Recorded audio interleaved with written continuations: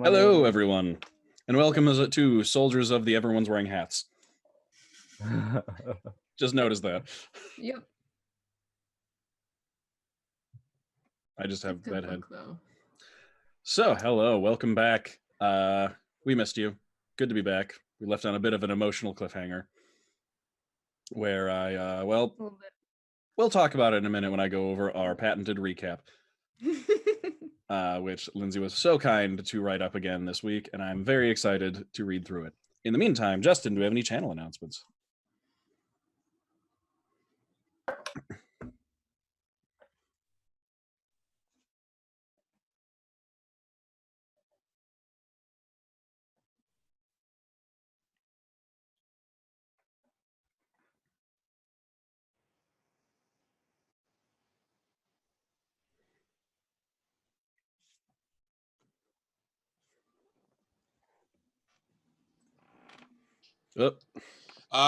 Now you can hear me. There we go. Podcasts, Apple Podcasts, Spotify, and Podbean. You can listen to the backlog of Monstrosities Beneath the Tide. That's our pirate D&D campaign we do on Wednesdays. And you can listen to our backlog of Demystifying DMing that Sam does. Yeah. And maybe more stuff will be added on there in the future. Maybe our backlog of our Curse of Strahd campaign. Who knows?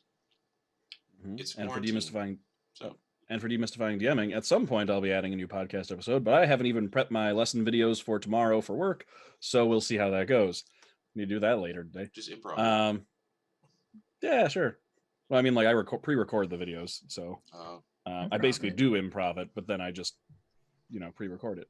I do my improv ahead of time. Anyway, but I can tell you that the next episode, whenever I get to it, will be Know Thy Magic, which is basically going to be a tip for DMs about knowing what magic your players have access to and also what magic you have access to. So if your players are going into somewhere, that is magically guarded, or, the home of breaking into like the home of a wizard or something, there are spells that you should know about to help with things like that, because there's a lot of spells in 5th edition that are very useful for the DM, but less so for the players, and that's why they're there. You just got to find them. Like ones that are like, if you cast the spell once a day, every day for a year, then it's permanent. And it's like, what player is going to have time to be sitting still for a year? It's like, they won't, but NPCs would. So yeah, that's what that's going to be about. Yeah. All right, does that bring it over to our recap? Yes.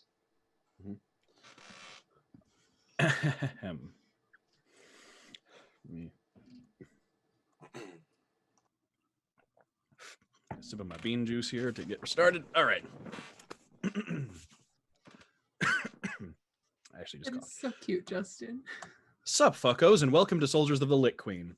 Last episode, the Disaster siblings left their dragon mom, Zenvaranth, and her new bandit hideout turned home to return to Pyre, toting along a bunch of magic goodies for Master Varro, including a set of cursed fucking armor worn by Hannibal the Swolebrity. The journey back was relaxing, and nothing even remotely bad happened because Dee and Daddy is gentle. Dee and Daddy is kind. Psych! The party got a rockin' and a rollin' out on that big old road, and they realized that a storm was brewing both metaphorically and literally. With Sky Daddy about to absolutely fuck up the party and Hannah Meat Castle looking like some kind of anime villain, Drew and Sid set out to find a cave to sleep in, much to Ilvem's chagrin. With some luck, the pair found an abandoned mine shaft, lol, and the party set up camp while Hannah Musclebaby's attempt to prank the party by speaking infernal. Joke's on you, Hannah Boulder. Sid is learned as fuck and doesn't have time for your trifling-ass, dirty green wizard-ass, big putting on cursed armor, bitch-ass, Oompa Loompa baby, bitch-ass, TikTok meme, bitch-ass, queen bitch-ass the fuck. Ugh. After making a fire, the group settled down for a quiet night of rations and tense silence. Psych! Hannah Buff took off the armor to eat, heartily declaring, see, everything is fine, everybody, which sparked a fight between Ilvem and Drew, where each sibling declared the other to be the mopiest bitch in the party. Ilvem went to bed in a huff, and Hannah Built and Drew discussed how much they missed their other siblings before heading off to bed as well. Aww. Leaving Sid, Secrets, Wayfarer, to stay up and write a few different letters of varying purposes. After a quick trade-off in which Sid reminded Drew to live by her own advice and be better, Drew took second watch and caught the sound of bells and frantic voices in the distance, which Hannah Swole investigated using abacus, or he tried to. The weather proved too treacherous for the baby bat, and Hannah Flex ended his watch uneventfully. The next morning, the group awoke to a light rain, and Ilvem, lol, this is what good pussy sounds like, last name, sought a few moments of relaxation or reflection before they were interrupted by Drew attempting to make amends. After some awkward but heartfelt apologies, the duo made a deal. In return for Drew telling Ilvum when they're being too much for her, Ilvum will act as Drew's social interpreter by dealing with the people stuff for her. This is a mystery Mouska tool that will not be used later. Meanwhile, inside the shaft, lol, Hannah Hulk decided his cursed armor ain't worth it, and he fucking yeeted that shit down the nearest hole he could find.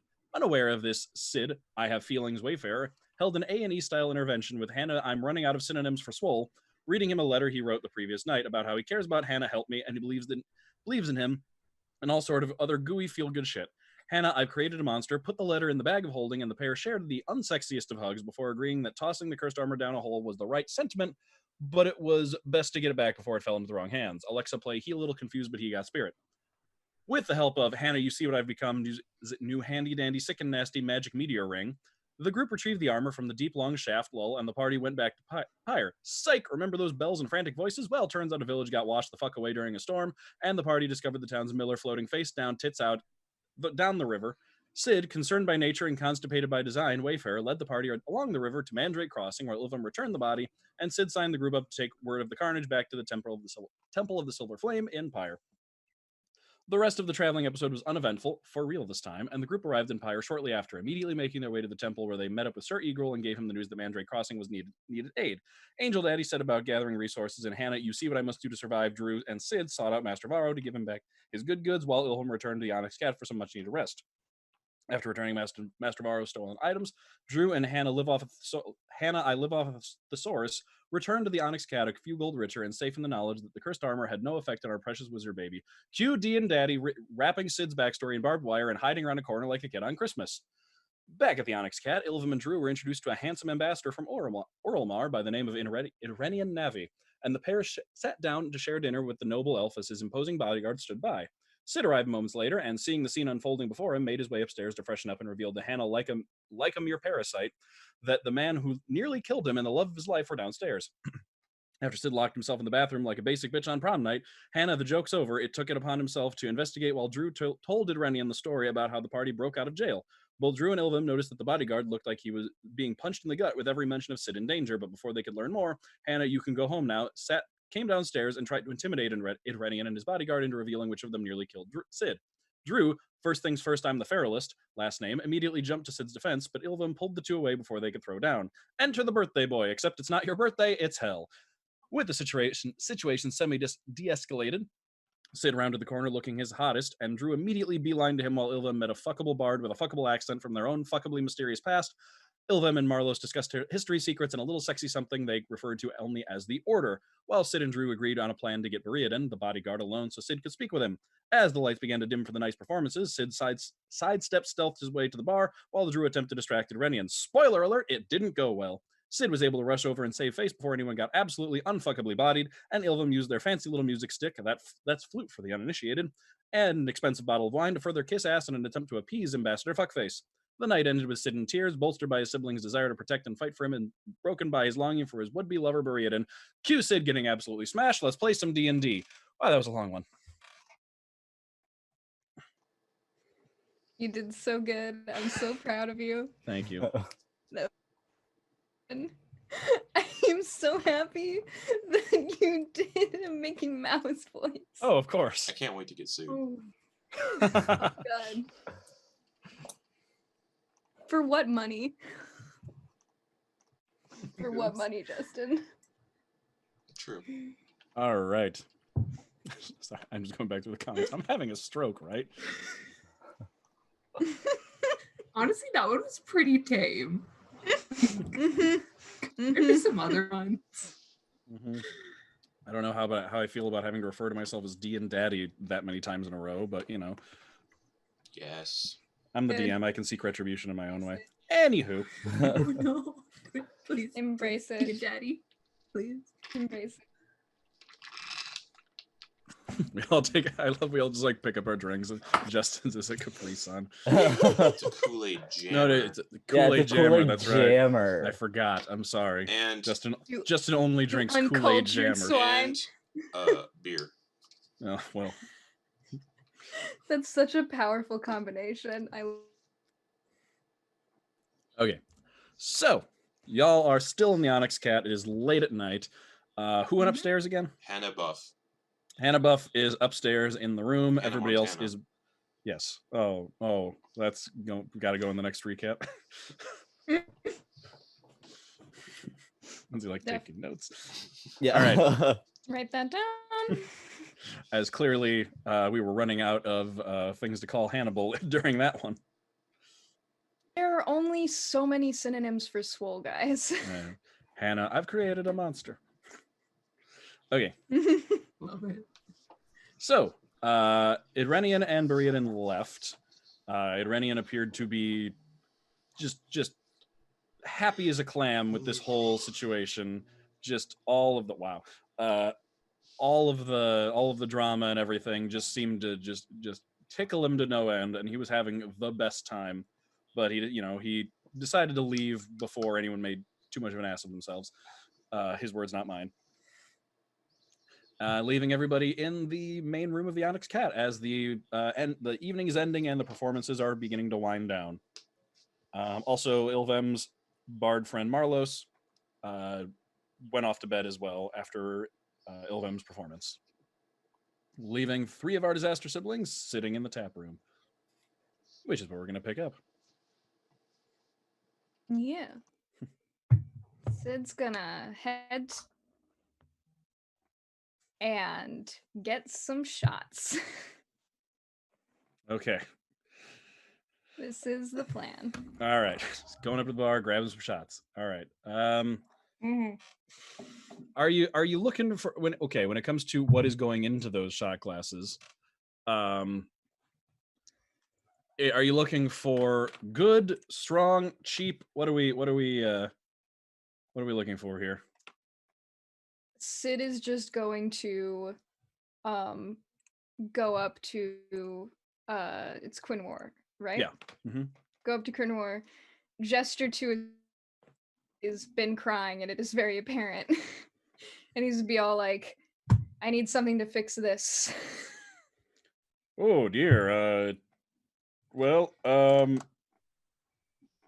you looking to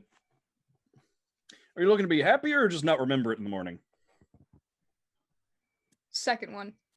All right.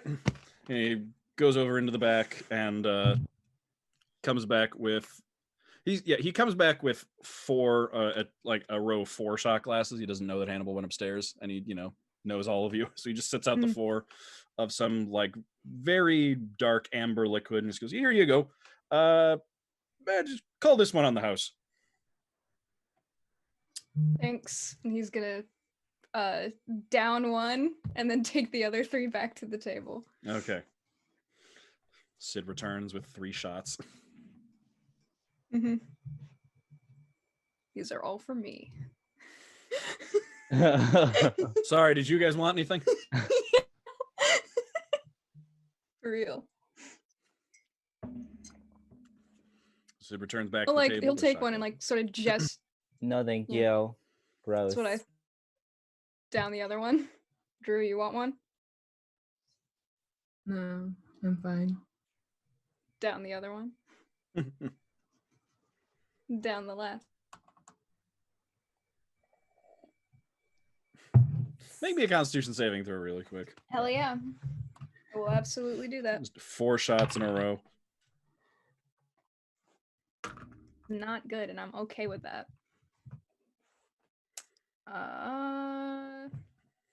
That is a beautiful little 8.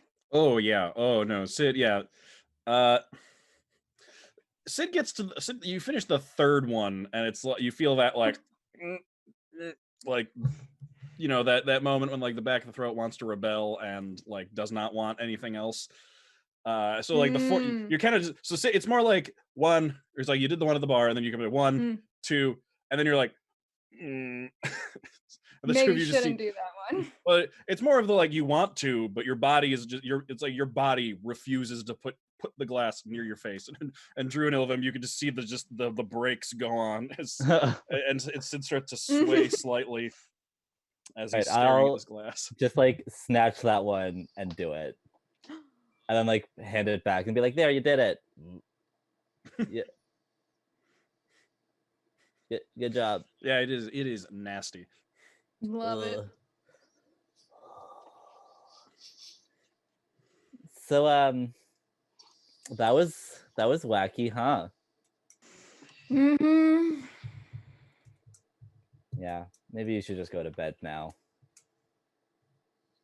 Why? Because you look kind of gross. What do you mean? I showered. This is the cleanest I've been in like months. I mean, your face is like really puffy.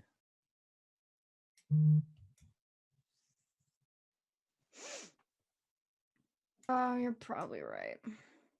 Sid's Yeah. gonna stand up and try to make his way back to Okay. the room. Yeah, you're like, the room is swaying a little bit. You effectively have the poisoned condition for any rolls that need to be done, just so you know. Sick. Yeah, let's just get a dexterity saving throw to see how Sid does navigating the rocking ship that has become the Onyx Cat. Oh, fantastic. Even better. That is a 10. Okay, you're stumbling a bit. You like lean on a few chairs, and people are like giving you looks. But like, this is a place that serves alcohol. It's not unheard of for someone to be stumbling drunk. It's just a little like, Ilvem and Drew. You see Sid like getting some looks from people. Like this is a classy establishment. So it's like, oh dear, oh no, oh what's wrong? Oh, what's wrong with him? Why? Sid weaves his way over across the room towards the stairs back up to the room. Yikes. Got it. We're fine. Everything's fine. Okay. Like, he's gonna summon his arms. Oh, Have a God. good night, everyone. Wonderful. And he's gonna go back up to the room. The arms are like a little wobbly, and like it takes them a second. Like they kind of like half come out, and they like almost look like they're like badly drawn cartoon hands before they like solidify into what they're supposed to look like. Love that. Love that for him. And then they like kind of like place on the ground and like steady him to either side. God, what a sight. He's definitely doing like he's doing like a crawl up the stairs. Like he is not walking. He crawls. But the arms are so gigantic that you're like practically upright because like they're like 10 feet long.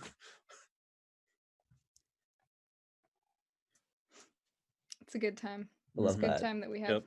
Yeah. I did not realize that I was reading into the Monk of the Astral Self. I didn't realize you can replace like all strength checks with the arms. Yep. So like if you need to climb or swim, you can just like spirit arms, take me there. And they'll just like It's sick. All right, and Sid makes his way back up to the room, leaving just Drew and Ilvem down in the performance room as things are wrapping up for the night. Drew, I have to go find Mirth. Do you want to come with? Sure. Let's go. Great. I would like to find Mirth. Oh yeah, not hard. He's around. You see him like he's kind of hovering, and you can see that like he was keeping an eye on Sid as he left, but then he also keeps like peeking back over at Drew. Yeah. Hi. Can we talk to you in private? Sure, of course. Yeah. Come this way to my office. Great. Yeah, and he leads you back behind the stage area where you get into his office. That I don't think, have either of you been to his office yet? I think it was just Sid and Hannibal that have been there before. Yeah. I think I've gone to his office to like talk to him about private stuff. Oh, that's right, you have. So yeah, this is Drew's first time seeing his office.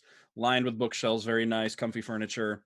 And he goes in and he just kind of like, he goes up to his desk, but like he doesn't go around it and sit down like, the principal. Yeah. He just like leans up against it and is like, so what would you like to talk to me about? Okay, well, obviously Drew would like to apologize for her behavior earlier. I am sorry. Yes. For almost stabbing him. Yes. Well, that's very appreciated, because I would like to not have an international incident occur in my audience chambers. And it will definitely never happen again. In your Um, establishment. in your establishment, Well, yes. that's what I care about. But I was wondering if maybe, say I wanted to find like the real head of the rumor mill of Pyre. Do you know where I could go about doing that? Well, that's a bit of a tall order. It's a big city, so you don't necessarily have. Uh, well, it kind of depends on what you're looking for. There's not really one person that can get to everybody, so you'd have to uh, sort of pick your Even pick some your key groups. locations would work. Uh, Key locations meaning what? Just places I could go, maybe talk to some people, find some stuff out, let people know stuff, you know.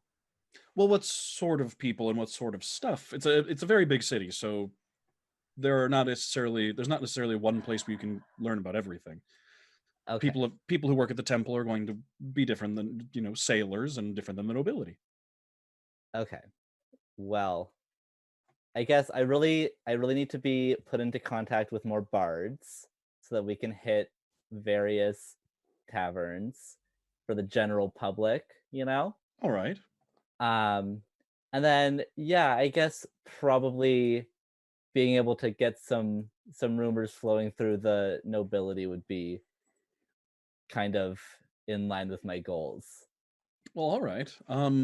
Well, for bards, you can certainly come here. In fact, there's quite a few performers still out in the tap room, if I'm not mistaken, such as yourself. And as for nobility, well, that'd be down in Old Town, which I don't personally spend much time in. I find it a little stuffy for my tastes. But I'm sure I could figure out someone that would be a good point of contact for you. I would really appreciate it. All right. Well, I'll see what I can do. Okay. Thanks, Mirth. Of course. Anything else you need? Nope. All right. That's it. Back to the tap room. Come on, Drew. Just gonna follow like a little muddy puppy. Oh, that's right. Drew is still covered in mud. Well, I'm gonna talk to some of the other performers. I don't know if you want to do that with me, or if you want to like go to the room or whatever. It's probably for the best if I don't talk to anyone else. Okay. You And said it. Go up to the room. Okay.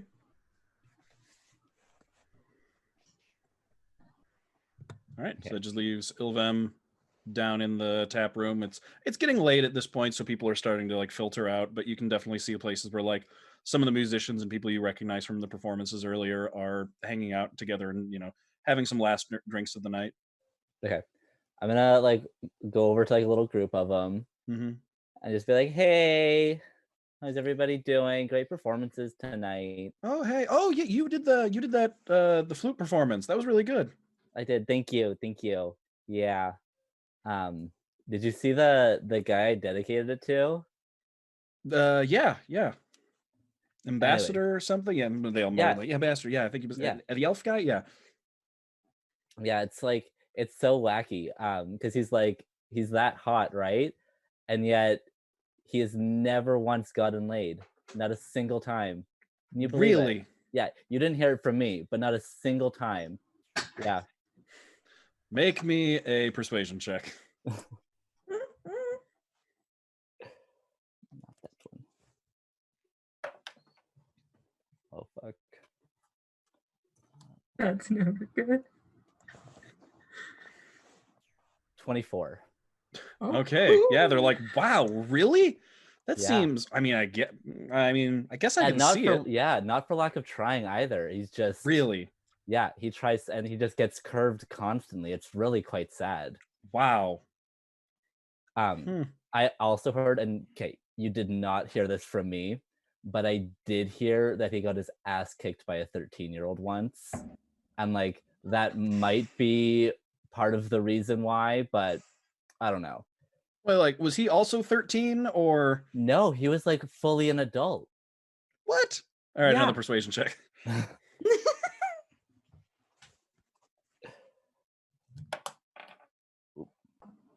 That one's a 23.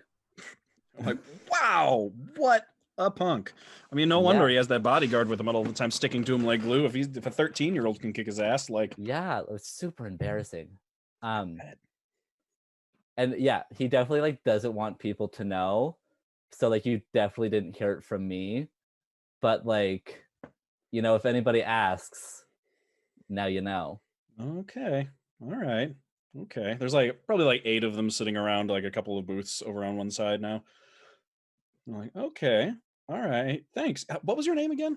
Oh, it's Ilvum. Okay, nice to meet you, Ilvin. Nice to meet you too. Do you perform around here a lot? Well, me and my group just kind of got into town like last week, and I've only really had time to perform the twice. I'm not actually from around here, you know. Okay, okay. Yeah, I thought it sounded like you have a little bit of an accent, so Just a little bit. yeah. Well, thanks for the gossip. Always appreciated. Anytime, anytime. You want to join us for a few drinks, or? Oh no, I should probably get to bed. I think we have a busy day tomorrow. Okay. Okay. Good night, everybody. Good night. And then I'll go up to the room. Okay. On your way, like they get up and they start leaving. On your way up, can you make me a perception check, please? Yes.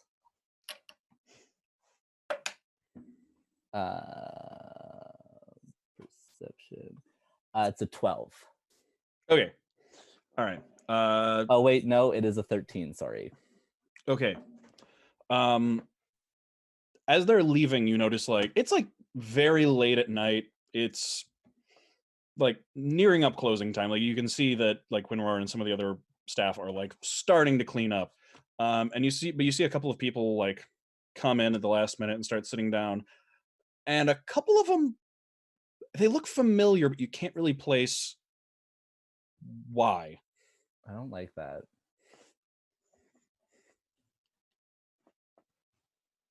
I'm gonna like side eye them and then continue my way upstairs. Okay. Make me an intelligence check to like rack your brain to see if you can figure out where you recognize them. Oh, Like... he's so dumb though. I believe in you. You can do it. Fucking mood though. Yeah, that tracks. It's a 2. You got nothing. You've got absolutely nothing. Not a thing. Not a thing. Mhm. Now Yeah. Ilum's turn at the brain cell. It's But you do see like a couple of them, like as you stop and are like side eyeing them, you see like 1 or 2 of them like look over at you. And, like one of them like looks over you and then kind of like narrows his eyes, but then goes back to the turns back to his table where like there's 2 other people there with him, and like you see them say something, and then one other one like looks over at you, and you can definitely see recognition on their faces. oh fuck it. I'm going over.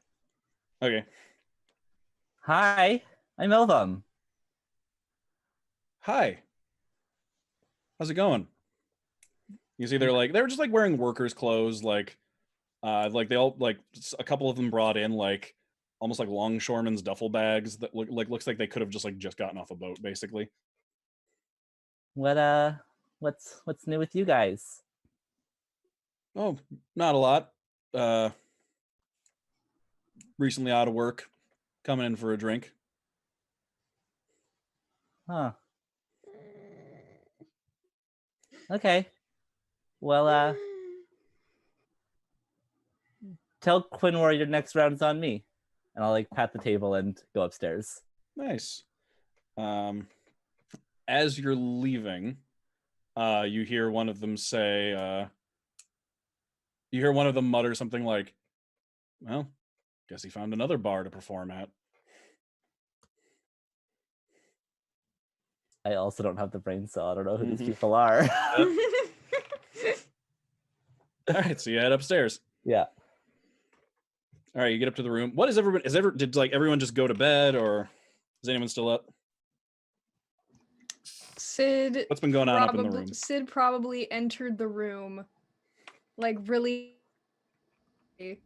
like pushed the door open. It probably hit a wall or something, and it was like, Hannibal. Yes. Because Hannibal's still at the main table and like the. Where did you go? I'm right here. I'm at the table. Yeah, but like, why? We were all downstairs. And he's gonna like walk over and like sort of lay face down the couch. To do some studying. Studying's for nerds, dude. I know, but I wanted to figure out what these scrolls were. What are they? I don't remember. Sounds like you're not even good. Dude. Not that I've like room to say anything. I fucking hate studying. Except at the monastery. Studying at the fun. Okay. Did someone poison you? What? Nah, so you know how it be. Alright, I don't know how it be. Well, now you do. Okay. Where's everyone else? Where's Ilvem? Where's... I told you, they're downstairs. Oh. Okay. Kind of want to play a prank, but... No. What kind of prank? I'm just gonna Like disguise my... funny one? Well, I was gonna disguise myself as somebody and kind of go cause trouble. But... There's been enough trouble tonight, man. It's way too... I'm done with trouble for a while. At least till tomorrow. Well then, get some sleep and trouble can start tomorrow. You can't tell me what to do. Sid's gonna get up and move to his bedroom. Okay. That was weird. Fucking green ass wizard bitch. He's gonna go.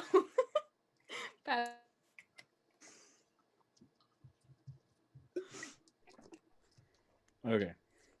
A little I while like later. say I love you when he closes the door.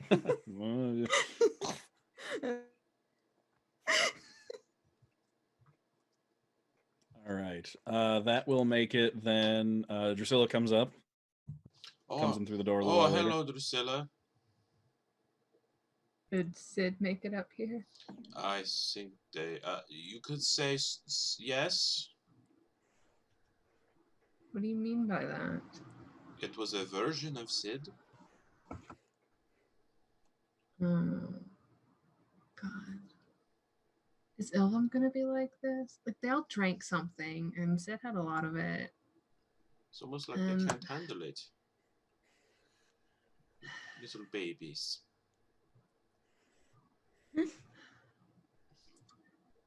Drew's gonna go over to Sid's door and, like, knock.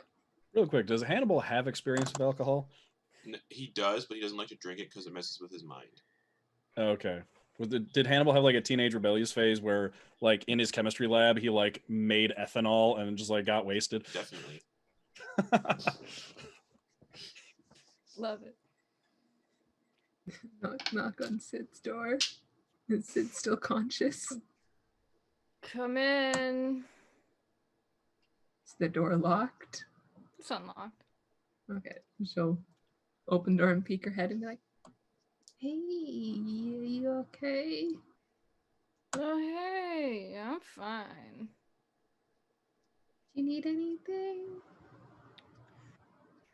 Should probably have some water. Yeah, it's the water. Okay. Yeah. Yeah, I can get you some water. Okay. Yeah. You're nice. I'm glad you think so. You're also pretty. I like your hair. She's gonna back out and go get that glass of water. And then just Homer bring Simpson it into the back. bushes. Legit, she's just like, I don't know how to deal with this. And then she's gonna just bring the water in and put it on the bedside table and just be like, here you go.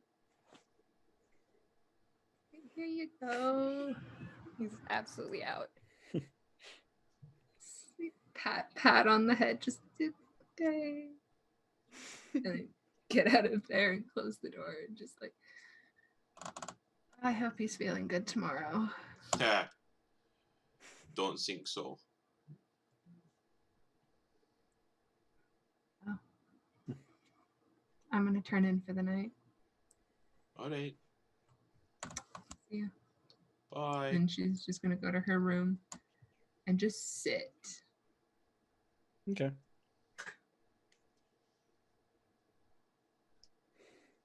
All right. Hannibal, you're staying up a little bit more working. Eventually, Ilvem will come upstairs. Oh, look, it's Ilven. Hey, Everyone's drunk and passed out. that's weird. Drew didn't even drink anything. She's passed out. Sleeping. Okay. What are you doing? Studying these spell scrolls. Cool. Hey, what are you doing tomorrow? I don't know yet. Okay. Why? Well, if you're not busy, I'd love your help with something. Alright, what is it? I'm thinking of starting step 2 in the plan of ruining Hot Elf Guy's life. Do you need me to turn myself into him? Yes. That's what I was gonna do anyway, so this is excellent. Yes. Do you want me to stab a homeless person while I'm disguised as him? Nope. No, I was thinking more along the lines of letting children throw rotten fruit and vegetables at you. Pass. Okay. Step 2 was drugs. Well, I mean, all you really, I just need the image of you to be there so that when I start spreading rumors about this guy, people knows what he looks like. What's in it for me? You'll be helping Sid. Alright. Okay, cool. See you tomorrow. Yes. And I'll turn in. Okay. All right. And Leaving just Hannibal awake. And Hannibal will go to sleep once he figures out, or what, when Justin remembers what these spell scrolls were. I thought you wrote it down. I did, but I can't find the paper. Okay. Oh, wait. Because I know they were 2 4th levels and 1 5th level. Mm-hmm. What is in my notes?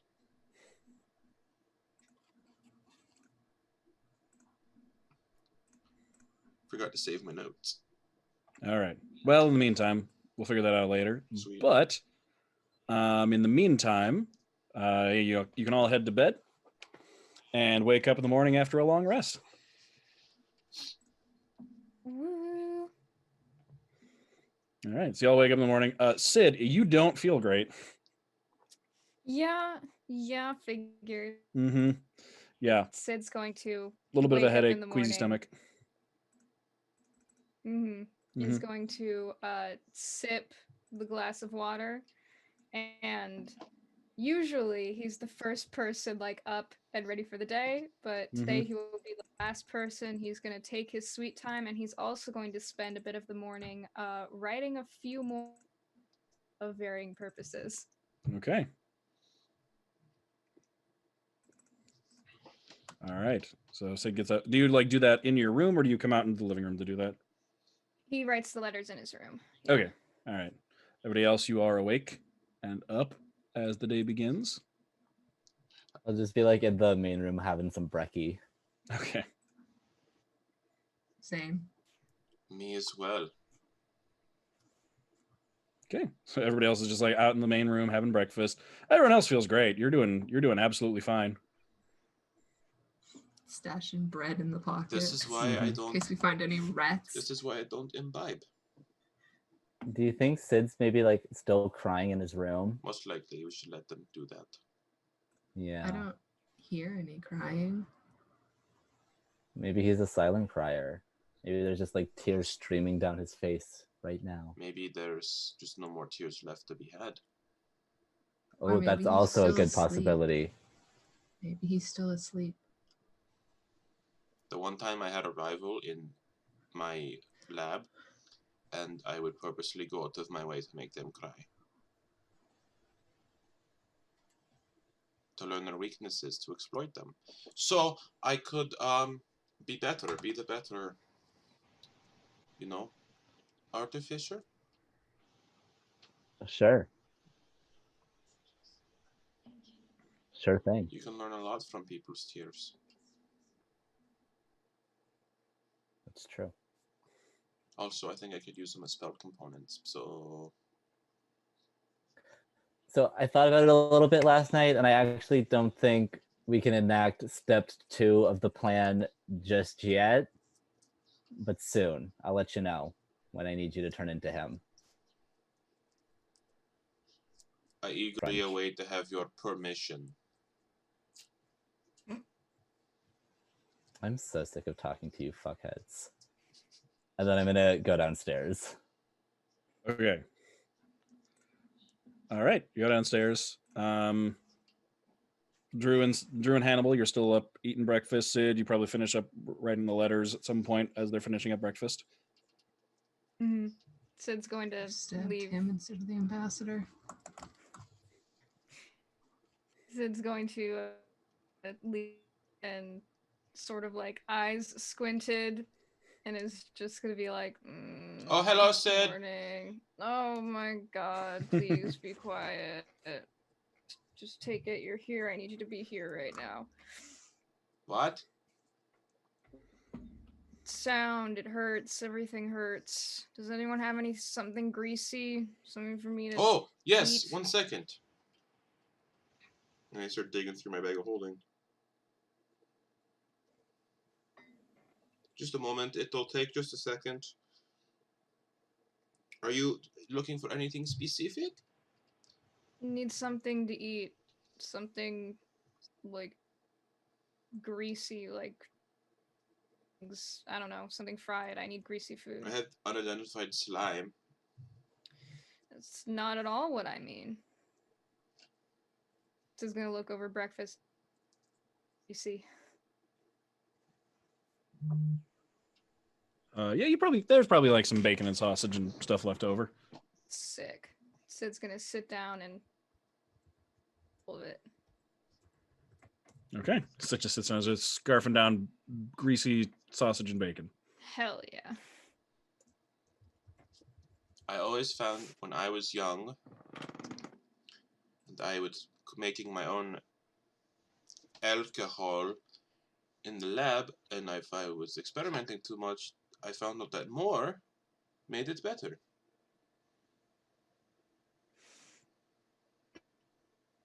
But I need to not this in order to something about the issue.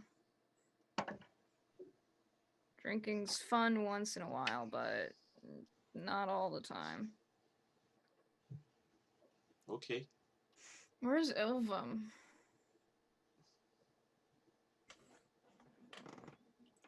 Went downstairs, I think. Okay. Said they were tired of talking to us fuckheads and then left, which was really kind of rude, and it makes me kind of want to leave. But whatever.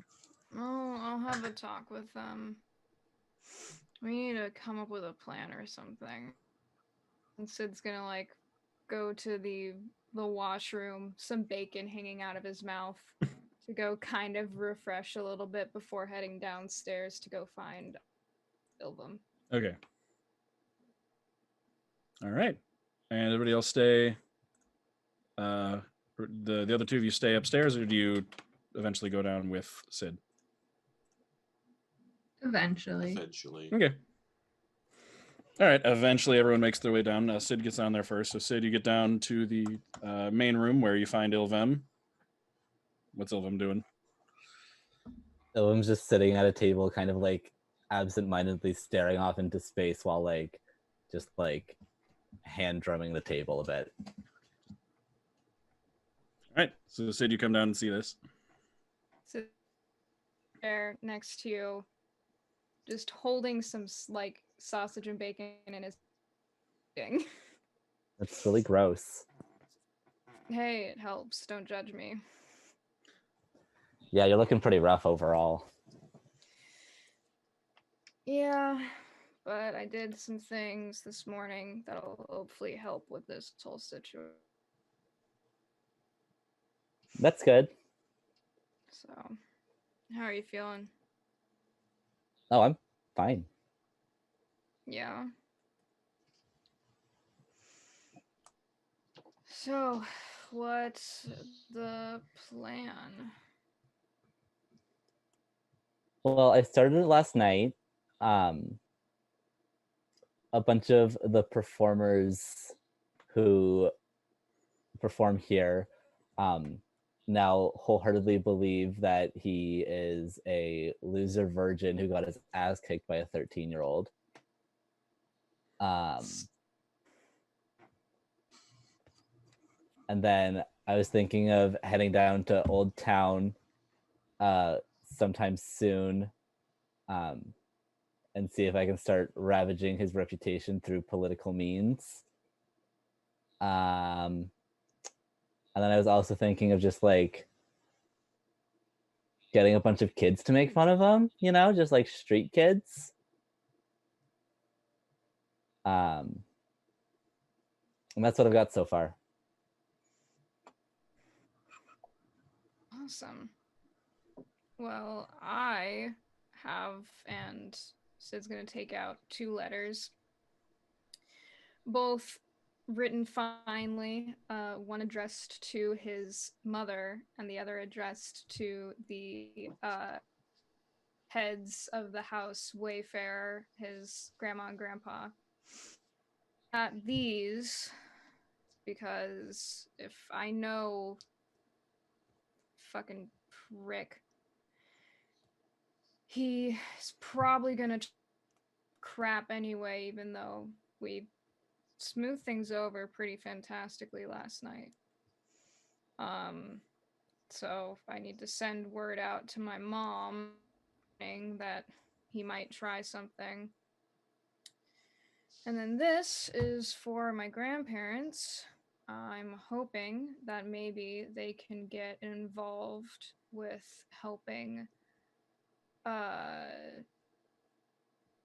with the aid for some places like Mandrake Crossing and helping with the reconstruction of the waterways.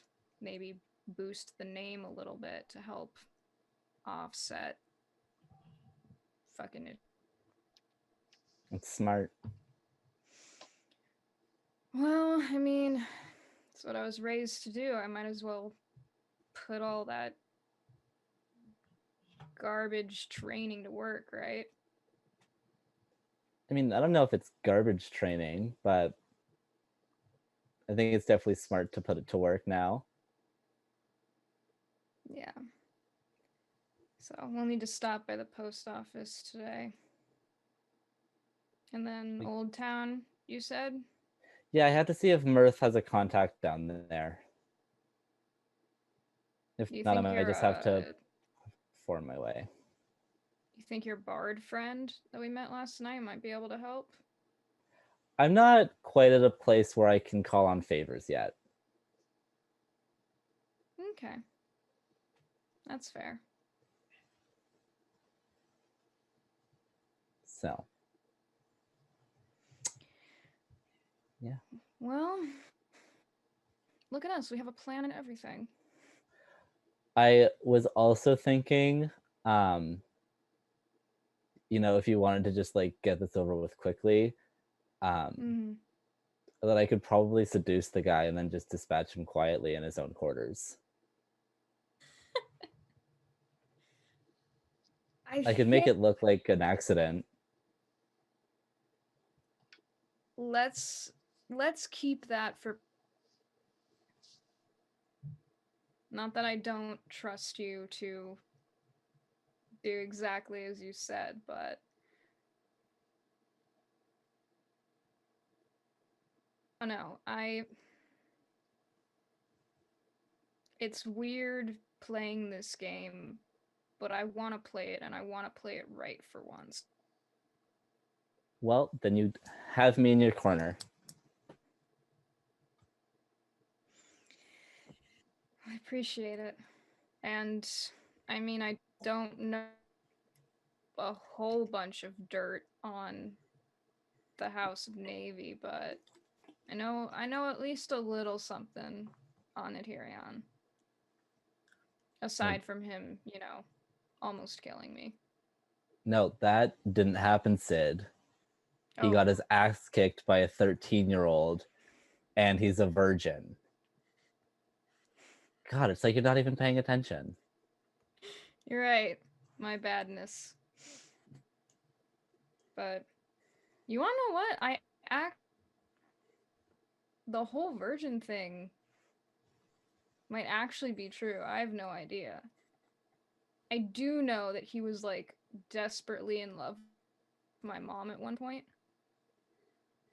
And then she was like, "No, you're an ass," and rejected him. Yeah, see, I don't super believe the whole virgin thing because the man is hot. Like, ridiculously attractive. It is really sad that he's like that, you know?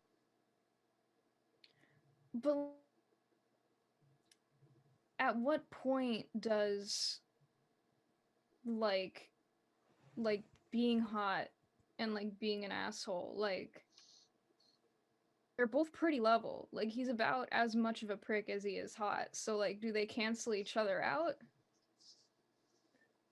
No, I think when they like match is when you go with the negative, you know? Like if he was like slightly more hot than he was a prick, then he'd just be hot and he'd get away with shit. But he's like because his hotness doesn't completely overshadow the prickness inherently is visible. Although, Sid, you do know that being from a family of social climbers, he is very capable of like hiding his assholery. He's a very diplomatic person, so. So people probably sleep with him and then like regret it after. Oh, definitely. I mean, he's also one of those people where like the right people like him. Like clearly he got this job somehow. Like if he wants someone to like him, he can usually turn on the charm in your experience. Yeah. I mean, unfortunate that people like him have the power that he does, but it's sort of the status quo, I guess. If you know how to talk the talk and walk the walk, it doesn't matter how much of a horrible person you are. And that's kind of sad though. Well, then there's people like us to knock those people down a peg or two.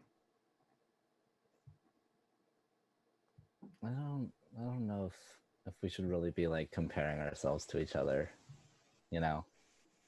Like maybe let's just keep that a little bit more separate overall. Why, do you think you're better than me? I don't think I'm better than you, Sid. I know it. I don't know. You haven't seen me at my best. Yeah, I feel like I might have though, you know? Like I feel like I've seen you peak.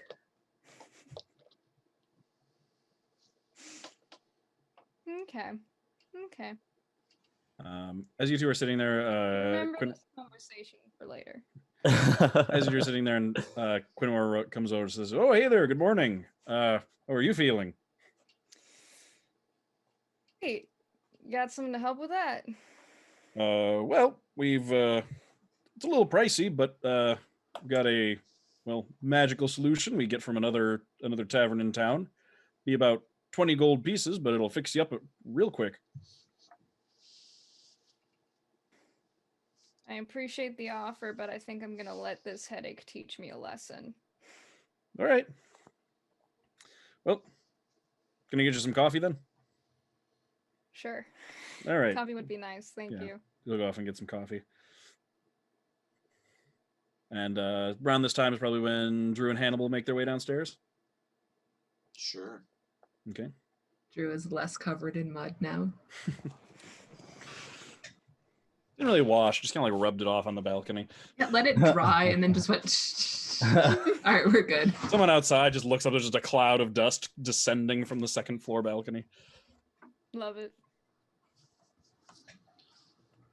All right, so you'll come downstairs, you see Sid and Ilvum sitting down at a table, finishing up a conversation. Sid sipping a cup of coffee. Drew's just gonna go and just sit right down with them. Same. Okay. So y'all are just sitting at a table together, finishing up your morning coffee. Look who finally decided to join the party. How are you feeling? Oh my god, please. Please, just It's loud in here. I have to talk you're loud. here. You're here all the time, and I just need you to be here just for just a little bit. Just a little bit. Hmm. Oh, I figured out a new song on my flute. I'm gonna pull my flute out and just like shrill note it right beside Sid. Haha. Yes. Fuck. Do you like it? You know, there's a lot to hate about you two. I did. I liked it a lot. Thank you, Hannibal. Benora comes over like with the clay pitcher, the steaming clay pitcher, and like pours a little more coffee and says, offer still stands on that solution I mentioned. Maybe. Thank you, though. All right. And he finishes filling up her coffee and then goes back about his business.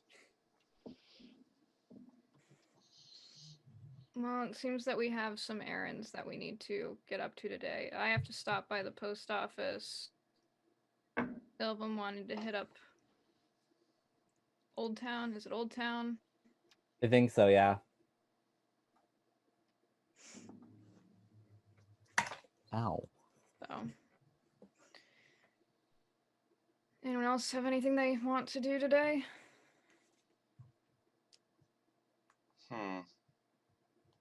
Not exactly. Nothing in particular. Maybe we could spend some time sitting in a park today. The That'd be last time we nice. had that idea, it didn't go the greatest. Yeah, but I wasn't there and I really wanted to see it. I mean, I'm not against going to a park. Just kind of having a chill. Actually sounds kind of nice. We chill a lot. I don't think we do, though. Like, I think what we do is the exact opposite of that. We could do Bonegrinder today. Yes. Yes. Bonegrinder Part 2. It'd cure your Yeah, headache. that's some frustration. Yes, think of it. You could pretend everyone there is that smarmy asshole. Okay, And so yeah, fuck Old Town. We can just do the postal office and then go do Bonegrinder. that gives us a rumor we could do as well. We could say that this asshole was but chickened out after 2 minutes inside. Well, but then are you just gonna leave 2 minutes into us doing the Bonegrinder? No, we just lie about it. Oh yeah. Okay. Just because you've Or- been so adamant about turning into him, I thought you were. Yeah. Okay. I still Now want I'm to, with but you. not in the bone grinder. I want to explore the bone grinder with my own beautiful skin. Okay. Oh, I was gonna say you could, like, enter the bone grinder as him and then never come out. Oh! But then people would see him on the streets, though. Yeah, but would know that, like, something happened. Like, he fucked up. Oh. Like he lost his penis or something. Yeah. Or he got his arm ripped off validity. by a tiger. Yes! I don't know. This is a good idea, but This is a good we idea. definitely gotta go to the post office against the Bonegrinder. But let's say today's the kind of day. Let's get started on the things that we talked about. We'll sort of let the day take us where we need to go. I feel like that's gonna take us to the Bonegrinder. Yeah, maybe okay. Like this moment of just like vague mystery, okay? Just give me this. I need this right now. Okay. Maybe we'll get stabbed. That'll be mysterious. It's Ooh, I really hope we not do. that fun though. God, remember when I got I clobbered by agree. that Eden? Yes. That's amazing. Remember when remember last time we went to the Bonegrinder and we all almost died, specifically Drew and me? I was fine. I actually did not get hit by anything a single time. Me and Ilram, the strongest members of the party, did perfectly fine. I feel like I was one of the strongest members last time we went to Bonegrinder. You quite literally were like brutalized. But I did some damage. That's true. It's true. You did. You always do. You're very good at A consistent damage havoc. doer. Yeah. You just I appreciate you for that. Become more powerful. It's a force of nature, am I right? That was not a good pun. Hannibal, what is your workout regimen? So I study my brain muscles first, and then I pump iron. No, I just do a bunch of push-ups before I go to bed. But like how many though? 35.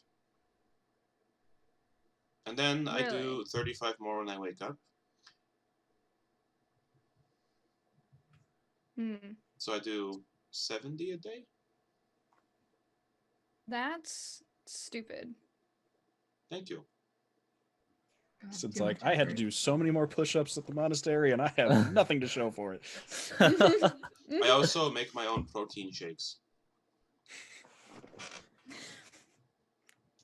What, dare I ask? Yeah, I'm immediately concerned about protein shakes. I could make you one if you'd like. Maybe later. I have to get more components for that though. It's just but a bunch of nothing to live for. I just take a bunch of random stuff from my bag of holding and mix it together and see what happens. That's probably not healthy.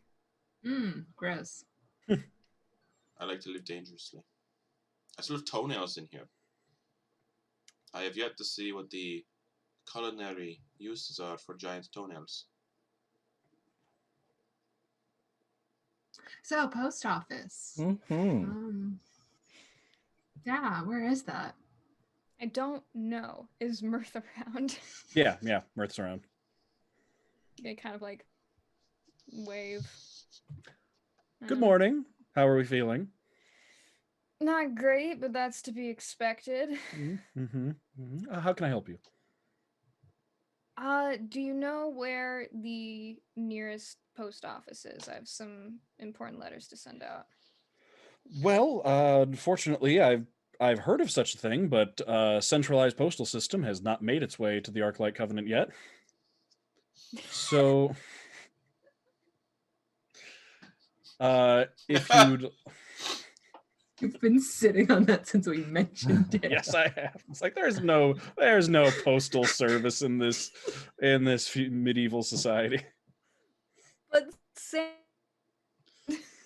But I mean, see the reason the reason I said nothing is because Oralmar does have a postal service, so Sid would be like, yeah, the post office. Like we have those back home where I'm from, and I don't know if anyone else has spent enough time in society to know know enough about post offices to. Nope. Not me. I was in a lab all my life.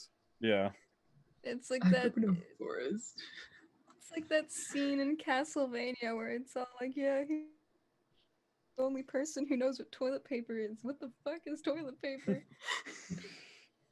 But he does say, if you need a letter or a package or something carried, there are caravans in Silvergate that are heading out for all sorts of places that are reliable for carrying post.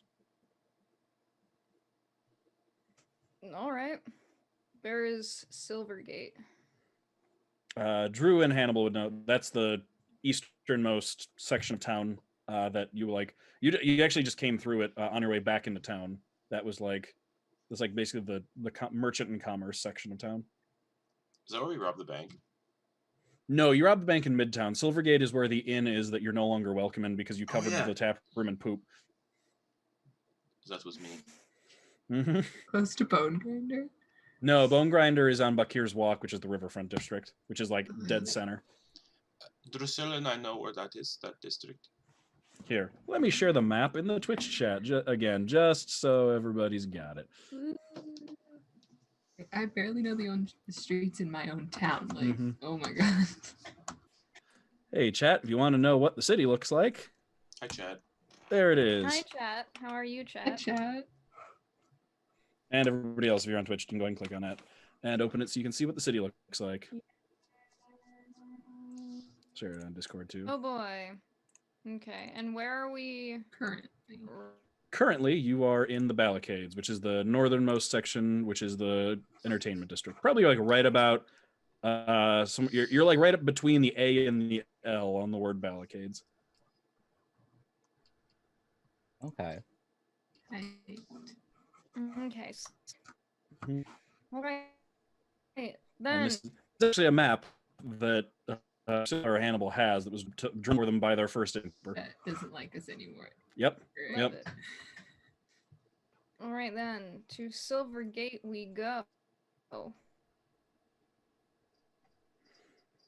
right. So you head out from the inn and you head south. Just inside Bakir's Walk, and you cross over a very, very large stone bridge that crosses over the river that runs through town and splits in half and basically and like frames Silvergate basically. It's a pretty wide river. Like the bridge at this point is probably at least 100 feet wide, or 100 feet like across. So it is a sizable arch of a bridge. You end up getting up pretty high when you get to the midpoint, so you can see a good ways up and down. And then you come back down. You end up into the commerce section, which is also where Drusilla and Hannibal met a dragonborn textiles merchant who they briefly included in a bank robbery scheme. Love it.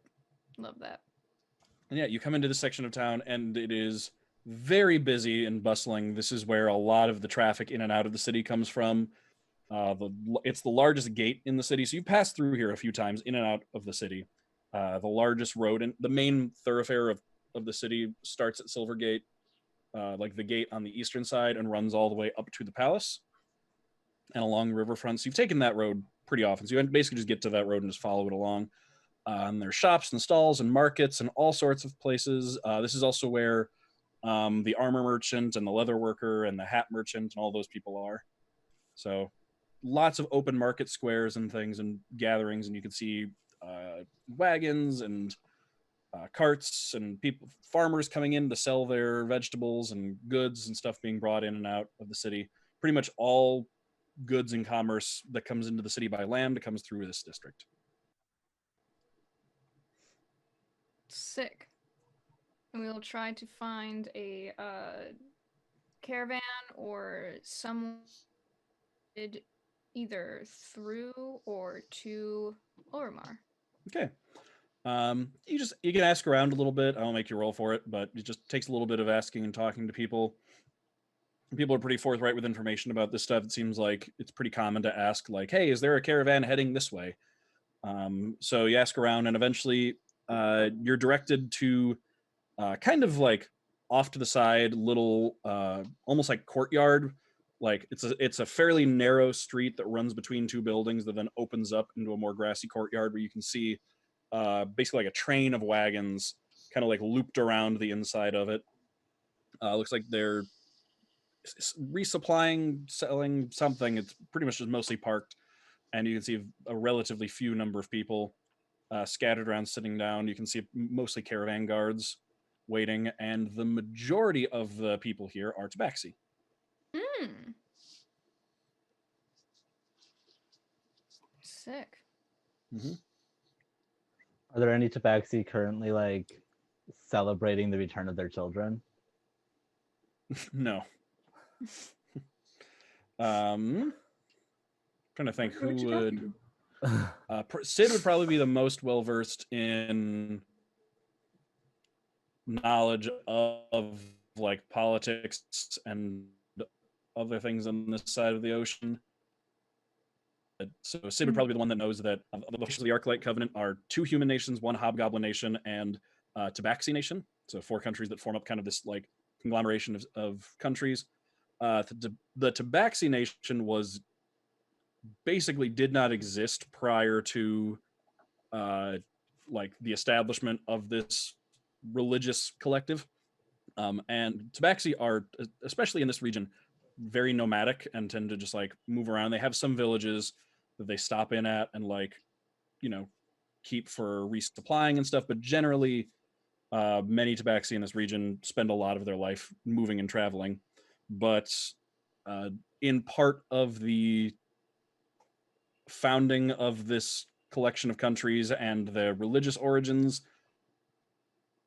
of the Silver Flame, they were ended up being given a quarter of the land that they basically just use as like resupply and like stopping off and like villages. And generally, it's actually a place where people who don't really have anywhere else to go tend to find their way over, because it's just a lot of towns and villages and things that support Tabaxi caravans, but like the Tabaxi themselves don't really want to set down roots long enough to like they generally want to get back out and travel, so they really appreciate it when people move in who want to just like set down roots and stay put for a while to then support the caravans. So tends to be that because of that, Tabaxi trade caravans tend to be the lifeblood of the Arclight Covenant nations and provide a lot of the transportation and trade. So you see a bunch of them just kind of like hanging out, sitting around, a lot of caravan guards, and then a few tabaxi that look not armed, so probably workers on the caravan. Like there's 2 like sitting down. They've got a small barrel set up, and they're sitting on stools on either side of it. And they've got some kind of board game set up, and they're both like with colored stones. They're sitting back and forth, sitting across from each other, like moving pieces back and forth. Sick. Sid's going to approach the people playing the board game. Mm-hmm. Uh, Yeah, you see one of them is like almost like tabby color with ears that like make perfect triangles, and another one is just jet black, and their ears are like her ears are like almost like folded over, and they both look up to you, and the jet black one looks and says, "Hello, how can I help you?" sorry to bother you. I'm looking for any headed through or to Ulramar. That would be us. Yes, we should be able to help you. Fantastic. And Sid's going to take out the 2 letters. I'd like to have these delivered to the wayfarers of the First Floating Isle, House Wayfarer, in Ormar, and I'd be willing to. All right, we can deliver these. Mobility is a little difficult. It usually takes some to grease the palms to get us into, but less so in Oralmar. So we can do this for 30 gold pieces, 15 for each letter. Fantastic. Done. And we'll hand over the. You said 30, right? Mm-hmm. Okay. Perfect. He will hand over the 30 letters. Thank you so much. I really appreciate it. Of course. And you may. Uh, my name is Due Upon Midnight, so you may know who is delivering your letter. Due upon midnight.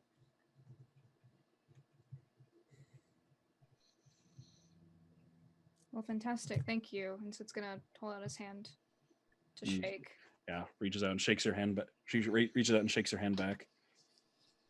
Pleasure doing business with you. We will see this delivered with haste. Fantastic. That's good to hear.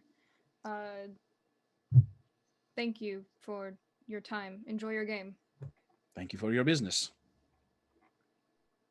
And they'll So turn we'll back to their game around and go back to it. okay. So, Bonegrinder? Bone Is that grinder. what everyone wants to do? Yes. Is that what we're doing now? Yes. Let's go grind some bones. Hell yeah.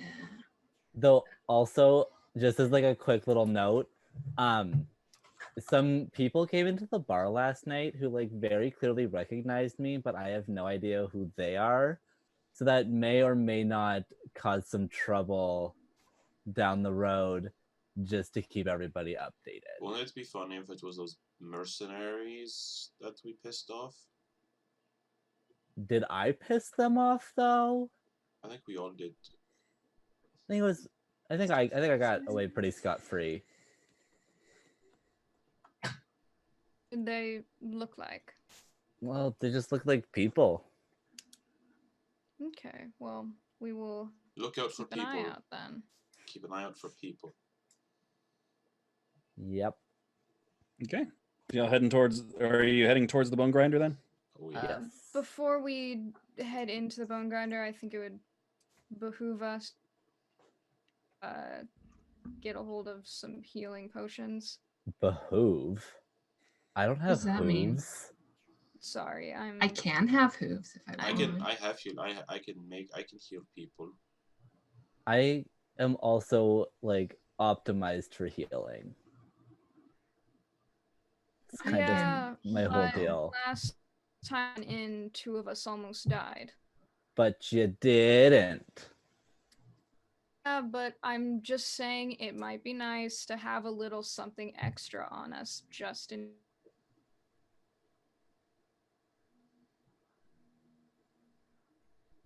I mean, how bad would it really be if we didn't do that? One of us could die. Death is a I'd say natural that's- part of life. It's a risk I'm Yeah. willing to take. Yeah, well, no offense, this isn't how I want to go. And Sid's gonna try to find a potion seller. We don't have all day. You would remember that in the the bone grinder is like right on the southern side of the river, no, northern side of the river, and there's it's basically like set into this open plaza area. It's kind of like set up into raised like almost bluff in town is where the entrance is, and then it's or this plaza around it, like almost a semicircle, filled with shops that like cater to adventurers. One of them was Master Axul's Emporium, the seller of magic items that also sold potions. So basically, like right across the street from the bone grinder is a potion seller. Sick, we will go there. Okay, yeah, because they're like, oh, adventurers come here and nearly die. That sounds like a great place to sell healing potions. I mean, they have a good business model. Oh yeah. All right, so you head over in the direction of the bone grinder. Ooh. So Great. you're heading along that way, and you come to a point. You probably find the fastest way from where you're at is to cross over into Midtown, and then go along the southern side of the river, and then cross the bridge because it's basically right across one of the bridges.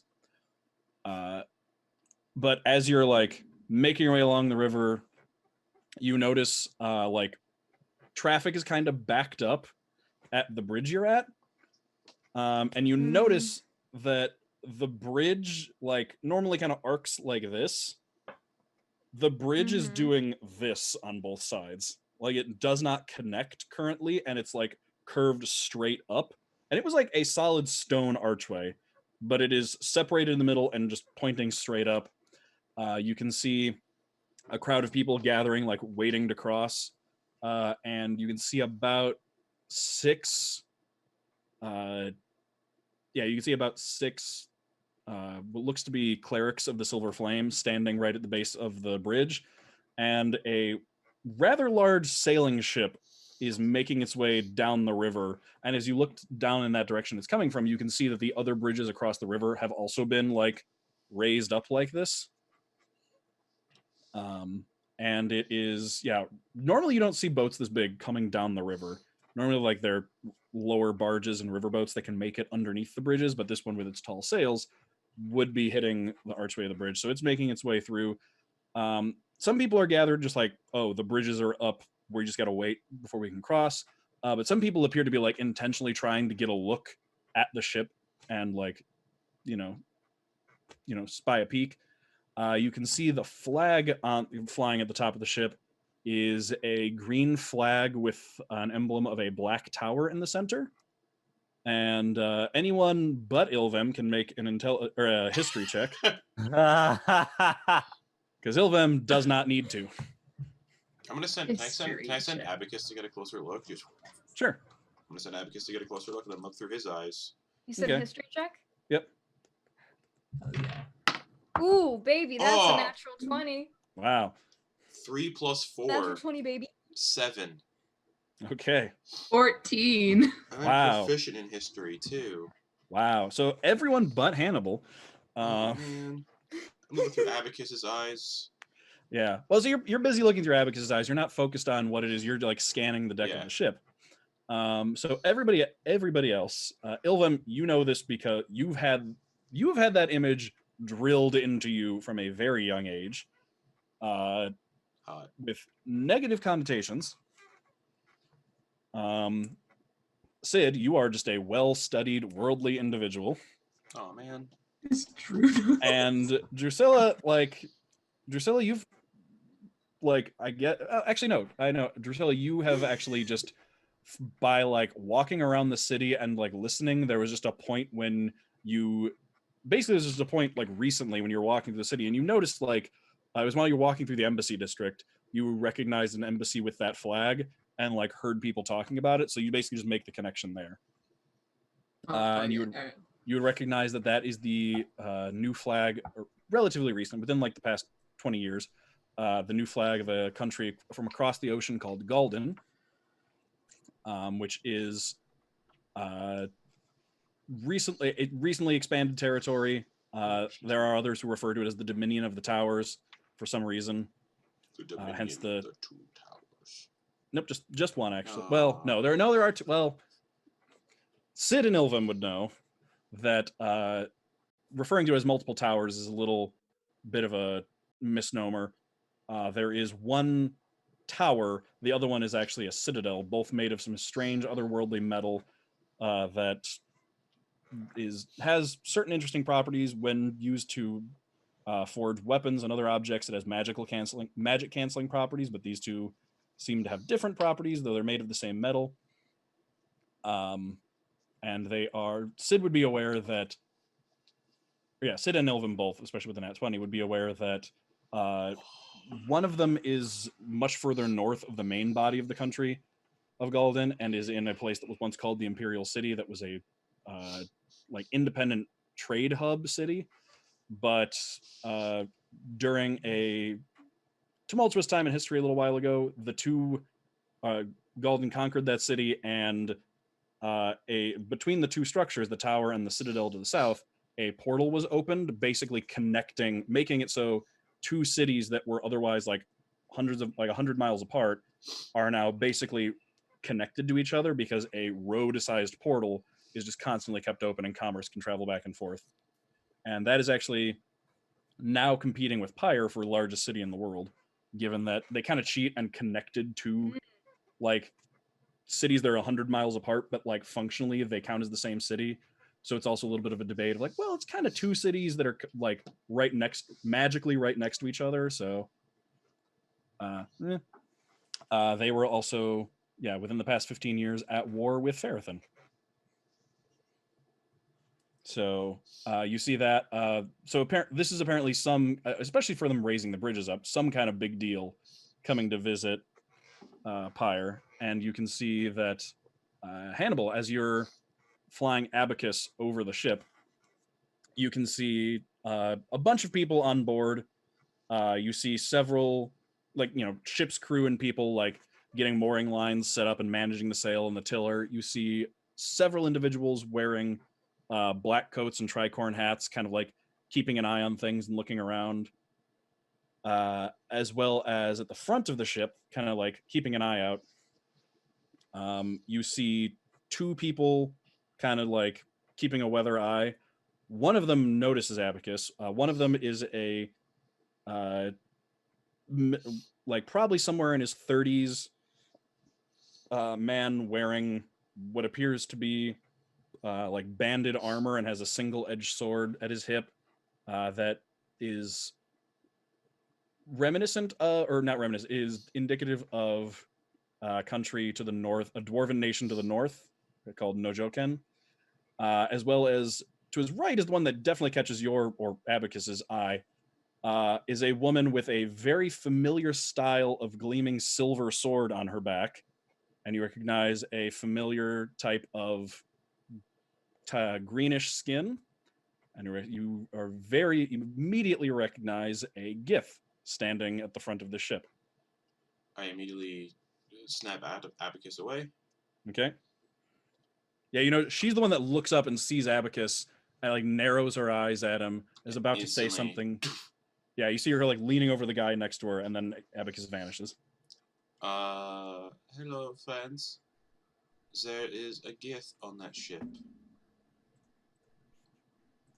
Ah, It's interesting. Do I know who primarily populates the country of Aladdin? Yeah, so it is a primarily it is a primarily human nation. Okay. However, with some recent annexing, it's become a lot more cosmopolitan, especially that the imperial city that they with the tower in it that they just annexed like 15 years ago. That added a lot of diversity to the country, but for the most part, originally it was just a human nation. Okay, and I'm guessing that seeing a Gith is pretty heckin' rare.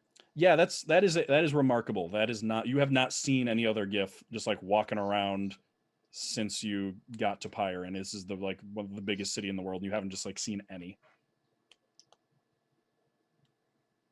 Hannibal? Yeah. should we try to contact them? No. Was it one we recognized?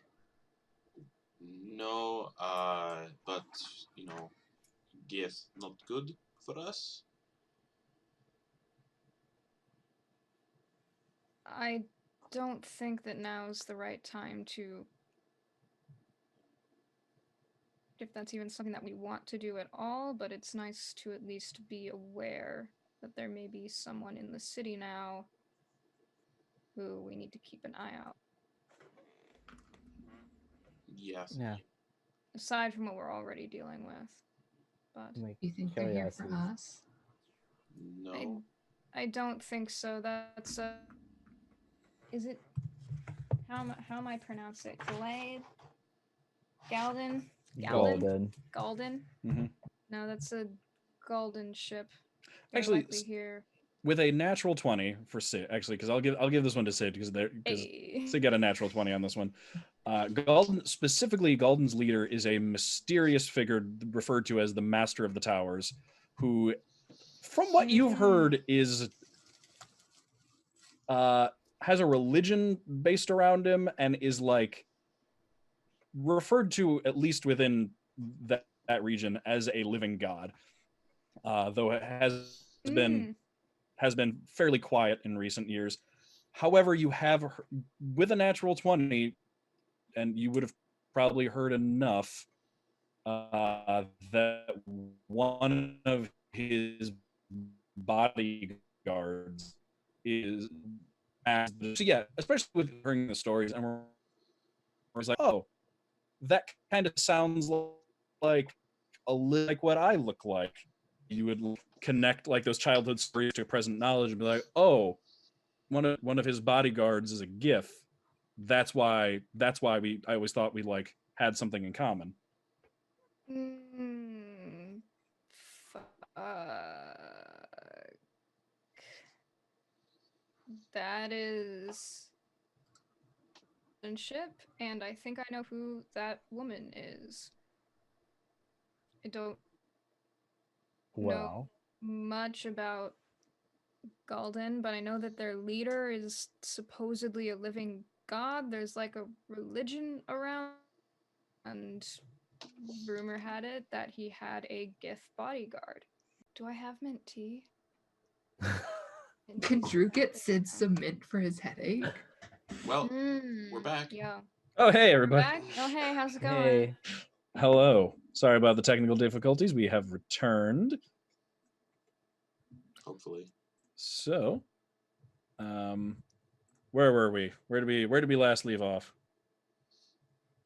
Sid Y'all were talking about the GIF. was Yes. Yeah, we were talking about the Gith, and Sid was checking, having a little peek at Ilvum to see how they're doing. yeah. So you can kind of like see Ilvum like you can see them like doing like a bunch of like calculations in their head.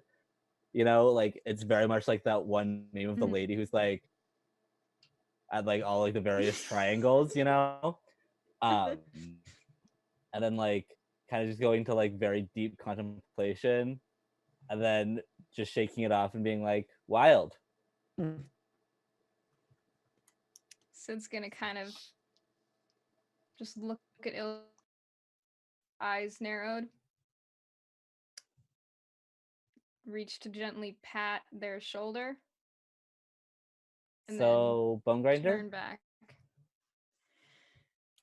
Yeah, I guess if that's potions and then Bonegrinder, but definitely we keep an eye on this. Yes. So everyone make a mental note, file that away for later. So yeah, you're hanging out.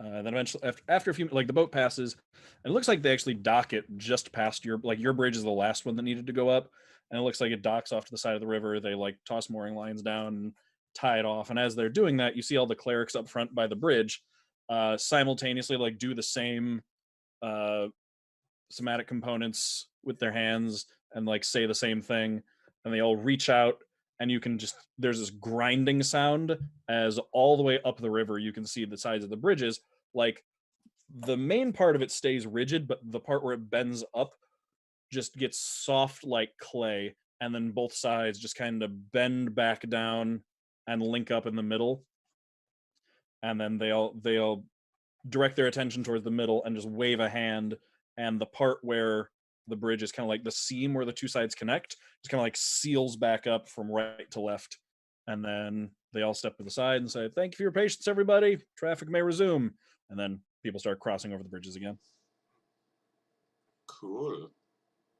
I wonder if that affects the structural integrity over time. I don't know. Does it make it weaker? Like the Well- more that you do that, like do you risk the bridge collapsing eventually? I imagine it's magical, so no. When we get to like the middle of the bridge where the seam was, I'm just gonna like jump up and down. Be like, nope. Seems pretty sturdy to me. Yeah, seems completely sturdy. And actually looking at it, you can tell that like it is it has like a cobblestone appearance to it. But as you look like down and over to the sides and stuff, you can actually tell that it appears that the bridge is mostly a piece of stone that goes all with just like so presumably whatever the kind of magic they used to lift it up and down is also the magic used to build the bridge in the first place. Yeah, you can cross over off to your right because the boat actually docked pretty much like as you cross the bridge, like 200 feet to your right. You're like near the back end of the ship is actually almost at the bridge. You can see a lot of like Silver Flame temple guards kind of like cordoning off an area as the gangplank is let down and people start coming down the gangplank. You can see the man in the armor and the Gith woman coming down first. I would like to stare. Okay. Yeah, same. Sid's gonna take a scarf around his neck and throw it up like a makeshift hood again, sort of lean up against the side of the bridge, all casual like. Elvum is just And bright and glowy and not at all casual about Okay. the staring. So when I stare at someone, it's an irrespectable, and now you guys are doing it. Whatever. So let's just say irrespectable. Yes. Respectable. So good. Okay. So, yeah, you see them come down, and then you also see a group of people in like green and brown armor with uniform green cloaks come down the bridge. All of them have pairs of bow slung over their back, and in the midst of them, you can see a woman walking down with them. Galden is a I'll just put demographically a pale country, but you see a woman walking down among them. Looks to be the focus of all of this. A human woman with very dark skin and her hair basically shaved up the middle into basically almost like a fan pattern on top of her head, wearing a similar green cloak but more fine clothing, and seems to be the focal point of all of this and the one like receiving the most guard and Do everything. I She's recognize her? make me a history check. This one's a little bit harder. Okay. I also make a history check. Yes. Sick. Nope.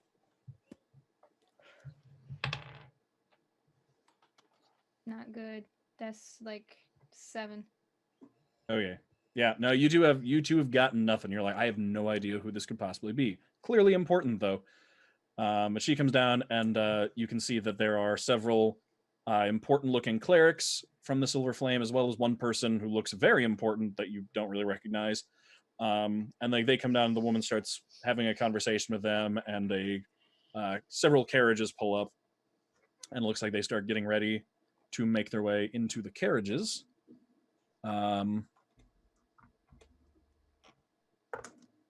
Yeah, you see the Gith woman looking around, like scanning the crowd and everything, but her eyes never like land on any of you, so it does not look like she takes any notice in particular of you.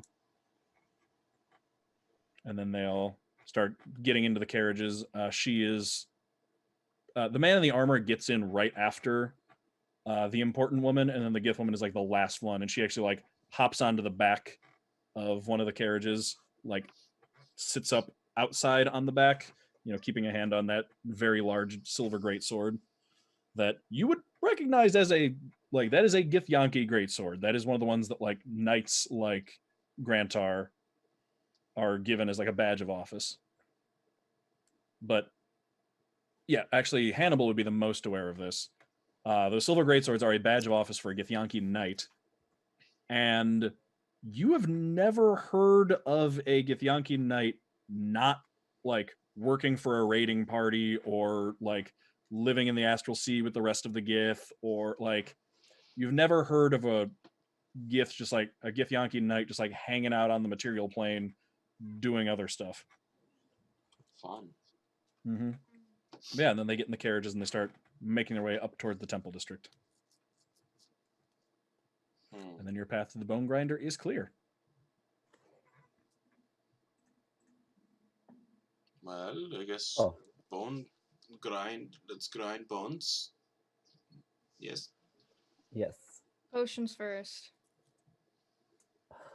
Then Bonegrinder. Then Bonegrinder. Okay.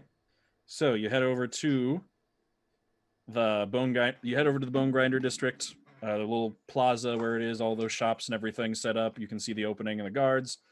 You've been here before. And off to the far left, well, as you're coming in, you're right.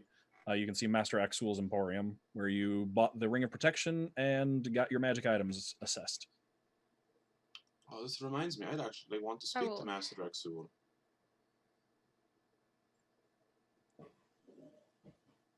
All right. All right, so We'll y'all head over, inside. head into the Emporium. Mm-hmm. Okay, Mhm. so y'all head in.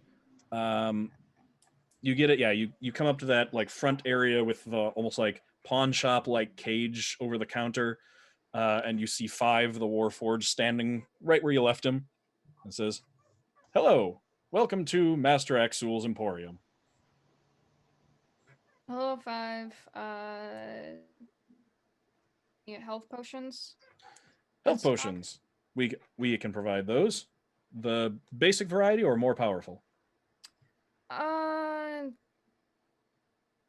the price, honestly. Well, the price for the basic one starts at 50 gold pieces per potion, and it goes up significantly from there. All right. Uh, any deals? Any buy one get one free? No. Figured I'd try. All right, I will take one basic health potion then, if you do not mind. All right, that will be 50 gold pieces, please. Fuck, that's a lot of money. Mm-hmm. Health potions are not cheap. They are not. Well, we got a Speaking health now. speaking of looking for things, Five, do you know where you guys got that experimental wand? I believe it was brought in and sold to us. Yes. Do you know by Although who? I don't know, but a wizard from the university recently came in asking about just that thing to speak to Master Axul. What did this wizard look like? He describes Master Varro. Ah, never mind. Yeah. I think you told him, you told him where you got it. Yeah, He I was did, like, yeah. I'm going to go have a talking to with that man. All right. High five. Thank you, Five. High five. Uh, how are you doing, Five? I'm doing very well. How are you? I'm doing okay. I'm just looking through my coin purse. I'll take 2 potions of healing. All right, that will be 100 gold pieces, please. I give over 100 gold. Okay, he hands you 2 healing potions. He's like, basically he pulled out like almost a like wooden test tube rack with little potion bottles in it. They're sitting in, they're like, it almost has like a lid on it that like has holes that fit over the potion neck, so they all are held upright. But then he just like pulls that off and then starts pulling up these red healing potions. And I slip both of them into my bandolier. Okay. All right, I'm ready to go. All right. It's 2d4 plus 2, yeah? Yep. Okay, fantastic. Thank you, 5. You are very welcome. Have a good one. You as well. I want one. Just gonna leave. Want one what? I want a 5. I am almost there, I can tell. They're not like... He's a person. Well, Just... I want something similar to 5, and I'm almost there. So let's go, Bonegrinder. Bonegrinder. Okay. Yes. All right. Okay. Bonegrinder. Let's go. Yes. Yes. Yes. Yes. Yes. Yes. All right. So you head across, basically just across the plaza down towards the Bonegrinder. You can see the guards standing either side by the elevator, the like wooden elevator that they lower down. It's like, oh hey, you came in here like last week or something, right? Oh, hold on, I need to vomit in the alleyway. All right. Elvem, can you come hold my hair back? I don't hold my hat. Oh, okay. What? Sure. Okay, I'm gonna go into the alleyway. Mm-hmm. He's Elvem, not I feeling need good. Just help. go with it. Okay, I'm coming. Okay, so this is our plan, right? I disguise myself as the smarmy asshole, and we go into the Bonegrinder.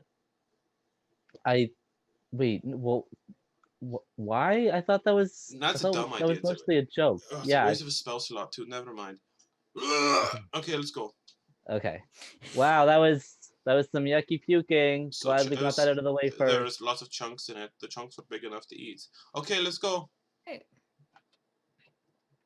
Okay. Yeah. Sure. Get on in. Yep. Head into the Yep, we'll set the thing down and yeah, all right. If we die, tell Mirth we love him. All right, I don't know who that is, but I'll do my the best. Onyx Cat, thank you. Okay. He runs the Onyx Cat. He's really hot. Okay, bye. All right. And the elevator starts making its way down as the oxen that run the winch start moving, lowers its way down, and eventually you find yourself at the doorway into the Bonegrinder. You can see you have that just massive wall of brass and clockwork ahead of you. The aperture-like doorway in front that as you land down and step onto the metal platform, it just rotates open, and you can see the dark hallway further inside. It's a good thing I magically enchanted my armor the other night. I'm gonna cast Armor of Agathis before we go anywhere. All right, so everyone touches a hand to themselves, and a just sheet of ice, of moving ice, just appears all over their body. It seems to like at where the joints are, it seems to like basically freeze in place, but every time you move, it basically just like melts briefly so you can move and then resolidifies. I adjust the circlet on my bowler hat. Did you keep? I thought Did I give that no, away? you gave the circlet back. The only thing you kept was the ring. Then why do I still have the spell? Okay, I just have. Hannibal goes to adjust the circlet. It's like, oh wait, I gave that back. Oh no, that would have been so useful down here. All right, and y'all can make your way inward. Excellent. You ready? Who's Ready? playing tank today? I will be. No. Okay. Take out the spear and get ready to fuck it up. Rumble. Let's get ready to rumble. Okay, so you come into the first room as you're walking forward, and it appears to be an armory. You've got one row of weapon racks in the middle of the room where there are basically like A-frame weapon racks. Very simple. It's just like swords laying point down, tilt up in like almost a triangle pattern in the middle of the room, and then weapon racks on the outside of the room where you can see just rows and rows of halberds. And that is all you see in this room. Wait, so there's just like the one sword and then a bunch of halberds? Don't touch Oh no, it's like rows and rows of swords. Don't touch Oh, it. okay. I have a feeling. I have a feeling. You know, I actually know how to use these. But I'm gonna throw a firebolt at one of the swords. Okay. Make an attack roll. Natural 1. Okay. Why do I suck? Flies right past. You don't even manage to hit the thing. Like it flies right past it and just like arcs up and hits the ceiling with just like a little scorch mark. I should have stretched beforehand. I'm gonna pick up one of the halberds. Okay. You pick it up. It feels really like light and flimsy as you pick it up. Okay. I'm just gonna like do some like fun, like cool, like twirling around things to prove that I'm like I can use it. And I was like, yeah. Make me pretty as you're cool. It's a pretty big weapon, it's a little cramped in here. Make me a dexterity check as you're spinning it around. Okay. And add your proficiency bonus. Okay. It's an 8. Nice. So Ilvim's spinning this thing around. It looks really cool. Also, but the problem is, like, it is really flimsy. You realize that it's nearly hollow. Oh. Like seems like it's not actually like a functioning halberd, like a decorative one, more like. And that kind of throws you off because, like, as you kind of like come into a swing, and as you finish the swing, it like bends like it's made like almost like it's made of rubber. Like it does not stay rigid. It just like, it's doing this as you're swinging it. You come to the end of a swing, would have stopped perfectly if it was normal, but the top half of it that's heavy because it has like the axe blade on it swings forward and just like slams into the wall of halberds in front of you. It's like knocks them down and sends them clattering. But two of them do that. Two of them bounce up and stay upright, and just like are standing perfectly upright, like kind of like the broom thing. Oh no, I called that. But then they rotate and face you. Yep. and then levitate a little bit off I knew it. the rack. I knew it. Yeah, that wasn't supposed to happen. They're not supposed to bend like that. I believe it's time to roll initiative. Animated Fantastic. I don't believe halberds. they are Uh-huh. Love it. supposed to float like that. There's a lot of things we are missing. Slow down here, baby. Initiative. Roll a different die today. That is Natural a dirty 20. 20. Nice. So it's a 20. All right. Call for those in just a second. Drink some more beer at 3 in the afternoon. When I dribble it All over right. to you.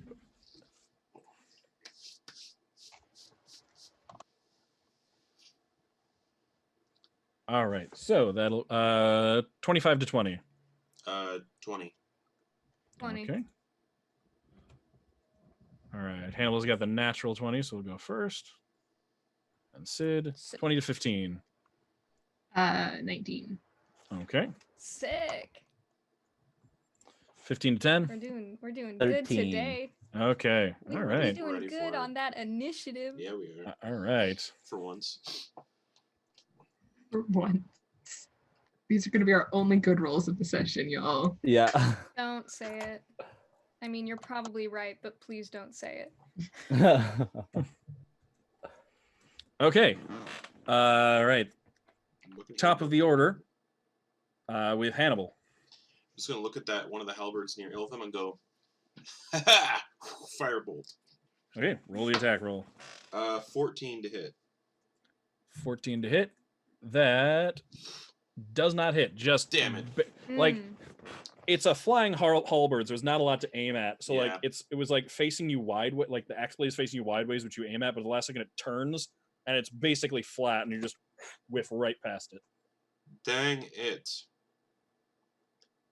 How far away is it? This is a pretty small room. It's about like 20 feet away from you. I have my light hammer in my left hand, my sickle in my right hand, or sickle. Yeah. I'm just gonna 10 feet closer. Okay. Close the distance. That'll bring you up next to the sword racks. Bring it on. Okay. As you move up next to one of them, Yeah. one of the swords flies up off of its perch where it was lying in wait, and is going to make an attack roll. I'm a master of swords. Bring it on. That is an 11, though. Oh, no. All right. So yeah, it like barely moves slightly, giving you, it like twitches a little bit, giving you just enough warning, and you're able to bring up your hammer and sickle in front of your face yeah. as it swings up, and you catch it right there. And then now there is a sword just kind of like hovering in the air. It looked like it readied in action. Okay. And so is that the end of cool. Hannibal's turn? Oh, yeah. All right, Sid. You've got 2 halberds and a sword. Okay. Fantastic. I will go up to whichever is closer. The sword is like 10 feet away from you. Fantastic. And I will match with my spear. All right.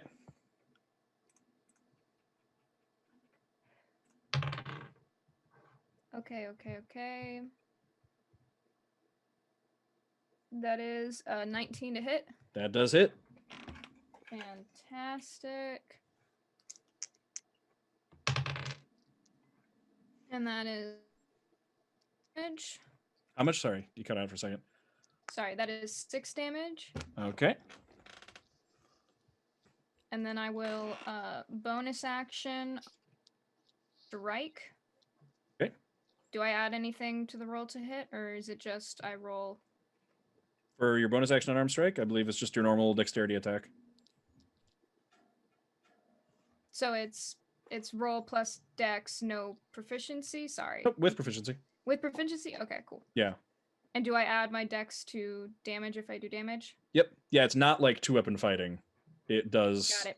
It's separate. Yeah, 2-weapon fighting. You don't add your strength or dexterity to the damage on the offhand attack. Okay, fantastic. Got it. Monks just get to make a lot of normal attacks. Yep. That's why they're great. I just get to do something. This is probably a whiffs. Hold on. Yeah, that's an 11. That whiffs. Yep. That. Yeah. You stab at it with your spear. You manage to hit it, and then like you come in to punch, and it like swirls out of the way around your arm, and you just punch air. Air puncher. All right. End of your turn. Punch it. Okay, sick. Yep. All right, Drusilla. So there's 2 halberds, 1 sword. Mm-hmm. They're about how far from her? The halberd's about 20 feet away. The sword is about 10 feet away. She's gonna go for one of the halberds and thorn whip it with the intent of pulling it to her. Okay, roll the attack roll. Ooh, the nice classic 18. That does hit. Roll damage. Hell yeah, dude. That is 3 damage. Okay, and you pull And it it 10 feet is- closer? 10 feet closer to me. All right, so yeah, you throw a thorn whip forward, and it like wraps around the handle basically, and you yank it through the air, and it just sailing 10 feet closer to you. Like knocks into some swords in the way as Does it it goes. like almost hit Ilvum? Yeah, like it just comes sailing at you. You're like, oh, it's attacking me, and then it just keeps going, and you're like, oh wait, no, that's Drusilla. Watch All your right. head. Drusilla, anything else for your turn? No, that's it. Okay, that'll bring us to the halberds. So, the one by Ilvem is going to take a swing, and like it moves like someone is holding onto it, like spinning in the air and then coming at you, almost mirroring the way you were spinning the other one. However, this one does not bend. See, guys, this is what it's supposed to look like. It is an 18 to hit. Ow, fuck. It's a good thing you put up your armor of Agathis. For 9 points of slashing damage. Okay. Oof. It takes 10 points of cold damage. Okay. So yeah, it strikes into the armor of Agathis, sinks into the ice, does not manage to, like, chips off a bunch of it, if I'm not mistaken, does not manage to make it through to you, though. No, it does not. And there is, as like the shards of ice burst off of it, they hang in the air for a second before flying into it and scraping past it, dealing that 10 points of cold damage. There's people who think Armor of Agathis is a bad spell. I like It it. is real good. All right. And then the one Drusilla pulled, the Thorn Whip pulls off of it, and it's just going to keep going, flying towards you, and is going to fly through the air and swing. Yeah. I said I was tanking. Let's go. That is a 13 to hit. Ooh, that hits. Okay. That's my AC. Tank with a 13 AC. Same. Lord. Lord. I think I have one of the highest. But that is only 3 points of slap damage. Ha. Easy. Shrug it off. I Mhm. am the You tank. You managed to pull the side a little bit, and it just barely manages to get you. All right. And that'll bring us to Ilvam. Okie dokie, artichoke. I am going to bonus action inspire Drew. Okay. Just be like, yeah, that's our tank. That did nothing to ya. So now you have a a D6 Okay. is what it is. And then for my action, I'm gonna sword burst. So I need a dexterity saving throw, please. Okay. So there's just the one right next to you that's got to make a dex Yeah. save. Yeah. Spicy. I believe, yeah, that is a 12. Haha, that is a failure. Okay, so it takes the damage.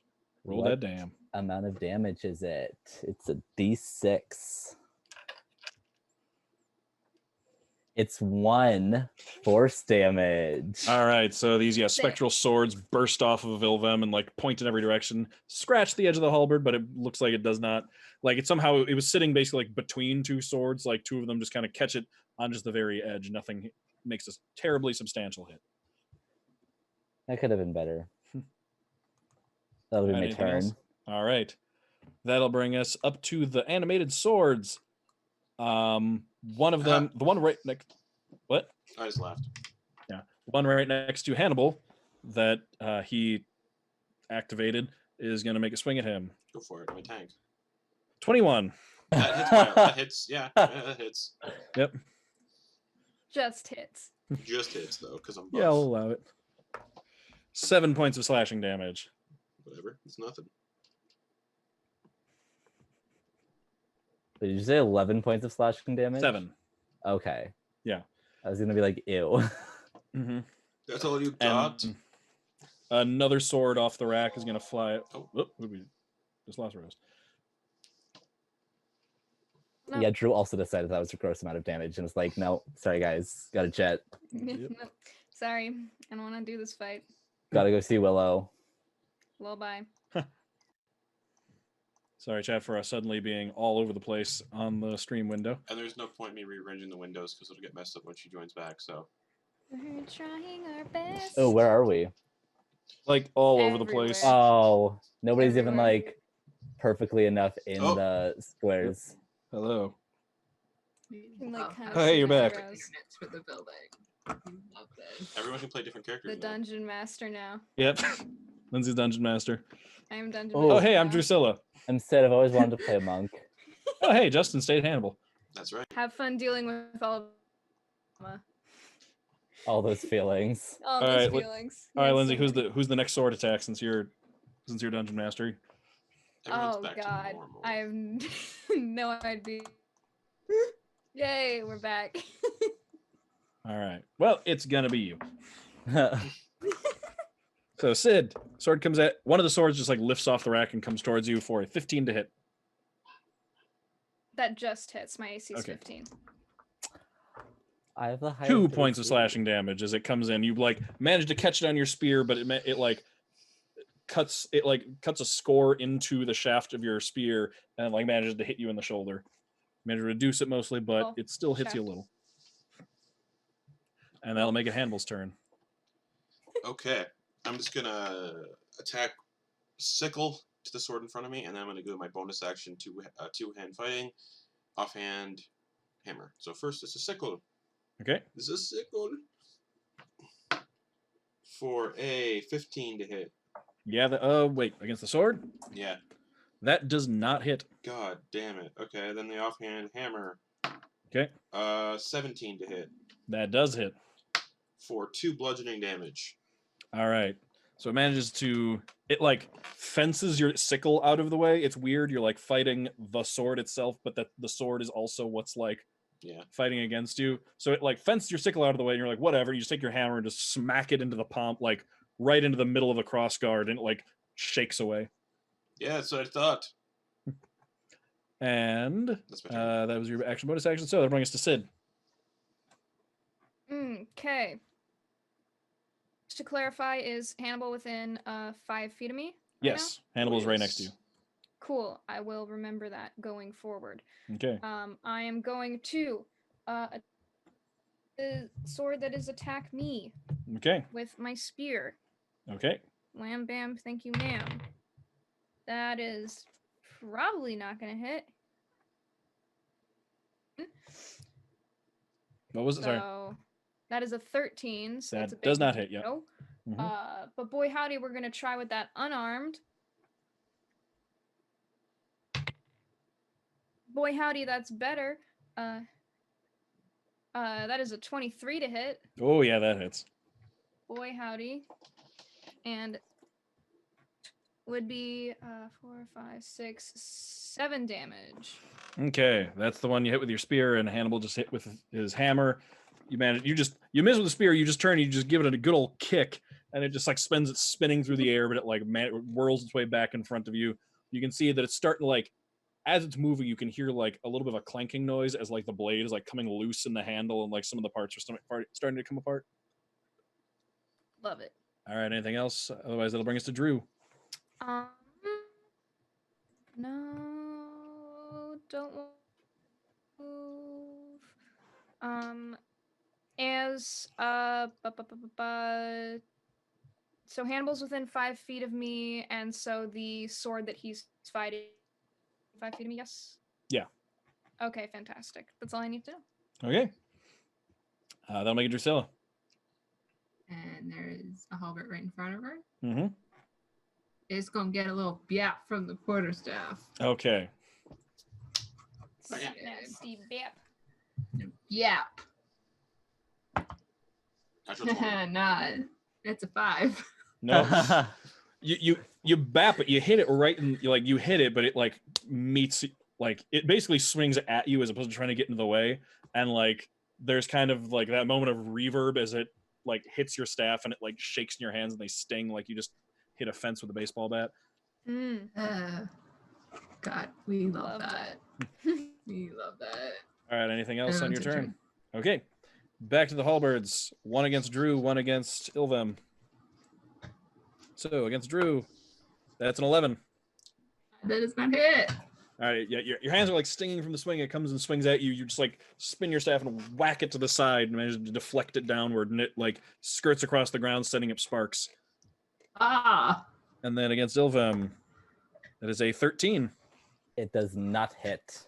All right, managed to dodge out of the way, and it sinks into one of the wooden like weapon racks behind you, and like shatters part of it to pieces before coming back up and hovering around. Bring us to Ilvem.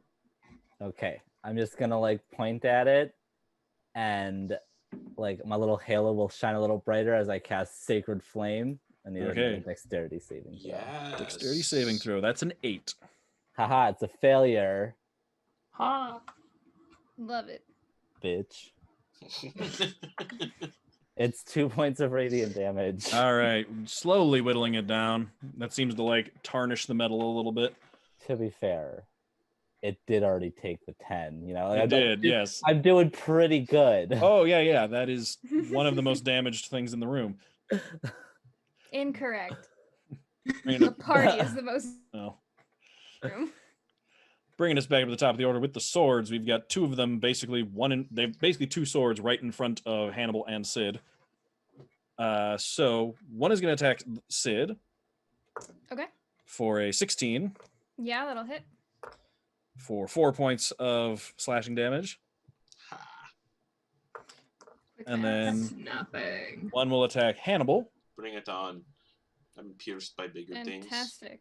I will sentinel that one and attack it with my spear. All right. That is a natural 20. Roll that damage. Boy, With a howdy. little Yap. Yeah. Yap. 9, 10, 11 points of damage. Okay. So, Hannibal, you've got this sword coming at you, and like it's slashing through the air. It's about to hit you. Sid like brings in the spear, catches it off balance, like smacks it in the hilt, so it just starts spinning through the air, and then with a quick like as it's pointing straight upwards, just Sid does like a crazy split kick, like straight up into the air, hitting it right on the pommel, sending it up into the ceiling where it hits point first on the middle ceiling, and the blade just shatters. Yeah. Just raining down bits of metal onto you as the pommel just clanks to the ground, useless. Nice. All right. And that was the sword's turn. It did not get its chance to attack you, bringing us to Hannibal. I'm going to notice that Ilvem's kind of handling that halberd. I'm going to turn around and just throw a firebolt at the halberd fighting Drusilla. Okay. Come on. You do still have a sword within 5 feet of you, which would make this attack roll at disadvantage. Okay. Range attacks are made at disadvantage if you have an enemy adjacent to you. I did not know that. I rolled 2 13s, though, so 13 plus 4, 17. Just hits. So just firebolt. Oh, that's poop. 2 fire damage. All right. Slowly whittling that one down. Anything else with the bonus action? If I... Nah, everyone's fine. Never mind. Okay. Bringing us to Sid. You got All one right. unharmed sword in front of you that's been swinging at you. Boy, I'm gonna mess it up with my spear. Let's go. Oh my god. 24 to hit. Oh yeah, that hits. Big money. 4, 5, 6, 7 damage. Okay. And then I will hit it with an unarmed. That is 17 to hit. Yes, that hits. Fantastic. And 4 more damage. All right.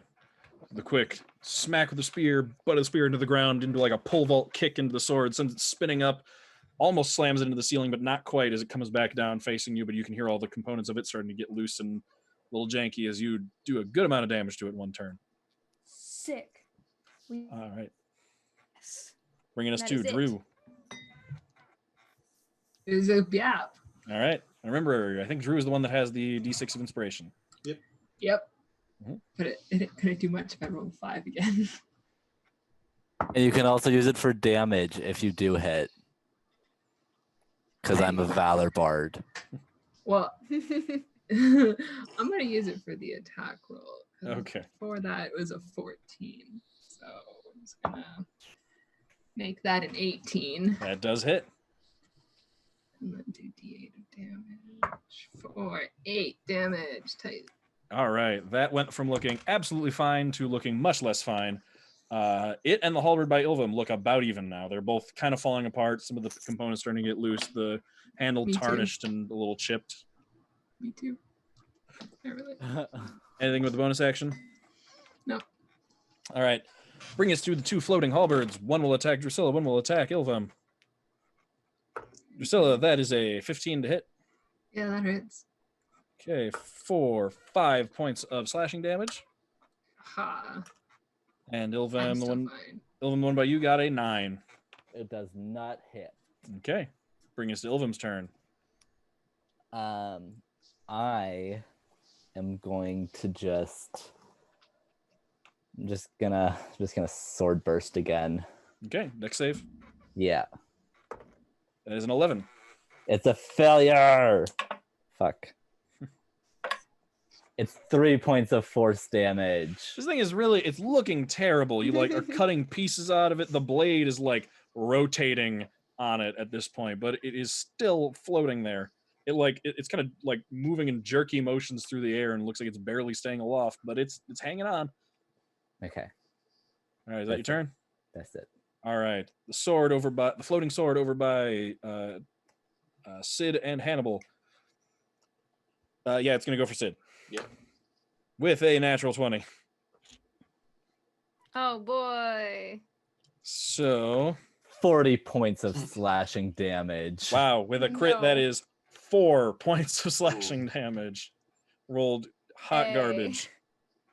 That's good though. We like Yay. you roll hot garbage. Yeah, like it managed to hit you like pretty much square in the ribs, but you put your hands out, like you use the crossguard or the spear, like catch it in the crossguard, so it like hits you in a vital spot, but you prevent it from like stabbing into you too deep and push it back. Bring us to Sick. Hannibal. Hannah buff.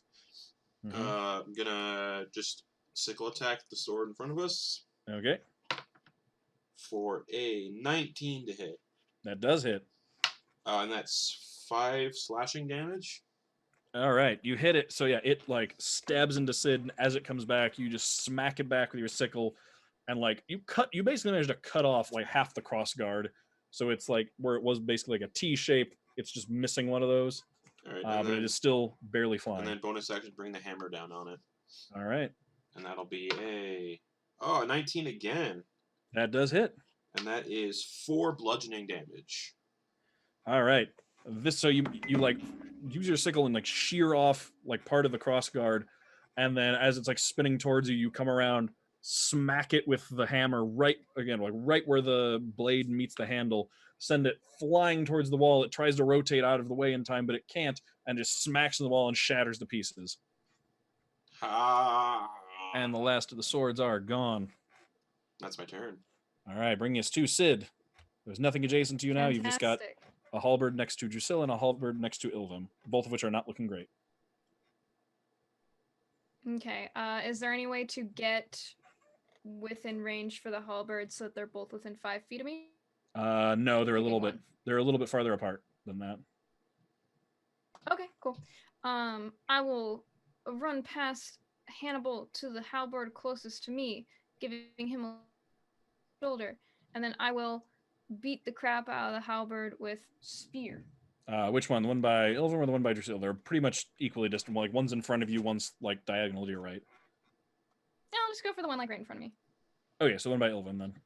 Okay, cool. That misses. That's a 10. Okay. Ilvum, you're like dueling this So I thing will and go sending for...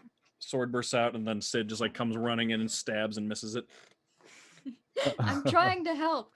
And I will hit it with that Okay, that's better. That is a 17. That does hit. Fantastic. I will take those 4 points of damage. All right. So Sid comes running in with the spear, stabs and misses, but just uses the momentum into like a one-handed cartwheel, brings a foot down with an axe kick right on it, knocks it sideways so it like lands, so it's like across two, like braced up on two racks, and just cuts it in half with an axe kick down, and it just bends and breaks into pieces and then clatters to the floor. Cool. For me. All right. I believe that brings us to Drusilla with just the one halberd left. Yeah. All right. Just there whacking at it with a stick. Legit. But how do you spell Biap? Well, currently that's an 8. So Okay. no biap. No. So it's spelled with a frown. Yeah. Yeah. B-Y and then that A-E type thing. Oh, okay. And then P and Mm. frowny face. Okay. The frowny face. Important part of the spelling. All right. Drusilla, anything else with the bonus action? No. Okay. That last halberd is going to attack Drusilla. Natural 20. No, but it's a 21. Oh, Stop. Oh, Justin. yeah. That barely hits. Like, For 6 points of damage. okay, I'm gonna be honest, your girl's not looking so hot. Oh my god. All right. And then that'll bring us to Ilvem. Okay. How not hot is our girl looking? I'd say I'm like we're about 50%. Okay. Then I will bonus action call on my celestial patron to heal you for 10 points of healing. Mm. Spicy. Remarkably better looking right now. So yeah, just kind of like all of your wounds kind of glow with the same glow my halo does. And then you feel a bit better. And then I'm going to Sacred Flame this one. Okay. Dex save. 7. They're rolling so bad on dex Ha. saves.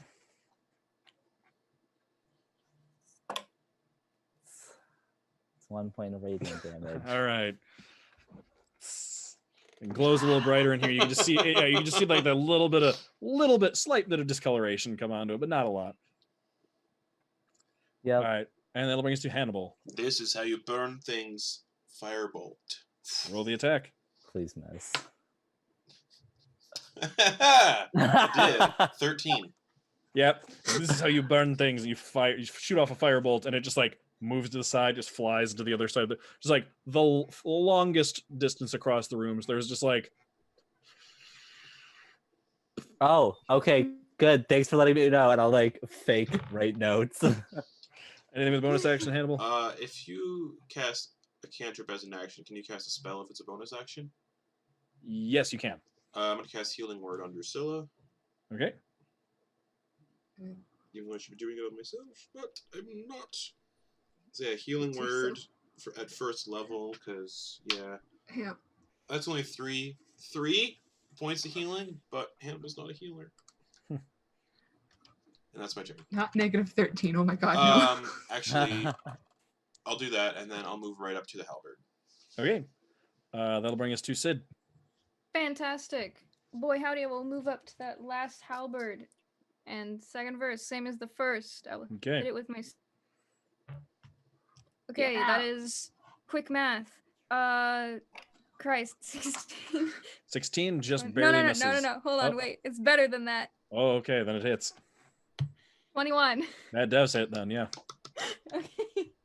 No, that was literally just me trying to do math. I'm so I see. sorry. Quick maths. Quick maths. 2 + 2 = 1. Oh man, good Okay. song. 5 points of damage. All right, that is enough. Quick mess. Woohoo. Man's not Yeah. hot. So it just like leans. There's like still the racks of the sword racks in the middle of the room. So Sid like leans over and just stabs across that and just smacks into the halberd, breaks it apart, and it clatters to the ground. And as you finish up the fight, the wall across from where you came in, opens up like the two pieces basically like raise up like this, creating a doorway and hallway leading forward. That went surprisingly well. Yeah, it was really easy. Sick. Sid's gonna take around if there are any cool weapons in here, if they're all rubbery. They appear to all be, like they're not like rubbery, but they're like made of like very thin metal and they're hollow. So like Decorative. they're decorative. Actually, like the blades of or the halberds is like the handles are made of like almost like thin pipe, whereas the blades are wood. And then same with the swords. Well, onwards. Okay. Yeah, everyone good? Yeah. Yeah, are you feeling okay? I am ready to go. I have 17 of 24 hit points. Great. I'm fine. You're fine. Let's Okay. I've taken Then figure. 28. Cautiously 27. head forward cautiously, checking for traps and things like the floor giving out underneath us, having learned from the last time we were here. Okay. All right.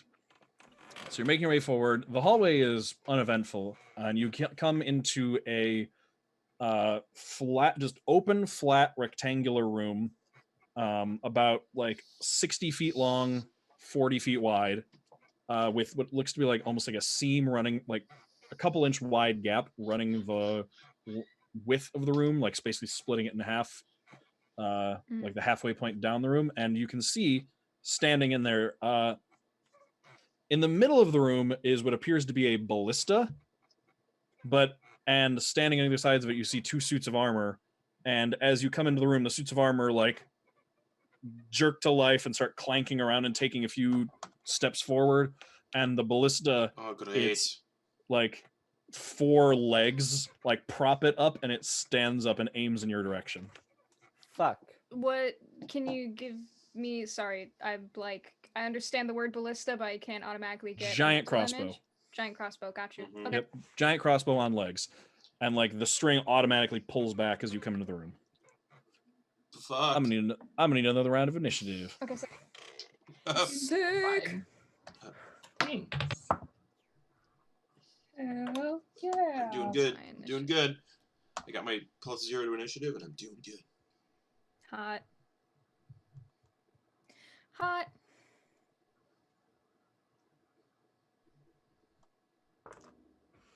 All right. So do the same thing I did last time. That'll bring us to 25 to 20. 20 to 15. 17. 16. Okay. 16 also. 15. And 17 for Hannah both. All right, hang on. So it was Hannibal was the 7. Wait, Hannibal was the 17? Yes. And then Hannah quit. Dang. Leading the Solomon pack. Drew got 16. And then what did Sid get? 15. Okay. And then Noticing a theme here. all right. So that'll start us off with Hannibal. You all go first, basically. Yeah. Nice. I'm liking Sick. I'm liking this theme here. Is there anything like on the ground, like little shards or something? Not really. It seems pretty well cleaned up. Okay, I'm gonna take out my trusty crowbar. Okay. Cast catapult on it at the ballista. All right. Okay. Roll the attack. Second level. It's a dex save. Oh, that's right. It's not good at those. I got a 12.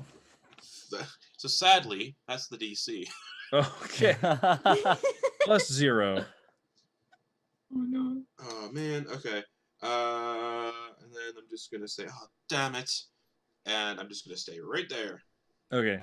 Does that not do half damage on a miss? No, it just doesn't hit. All right. So Let me you double just check send... actually. Yeah. Just in case. Just in case. On a failed save, the object strikes the target and stops moving. Oh, that's on a failed save.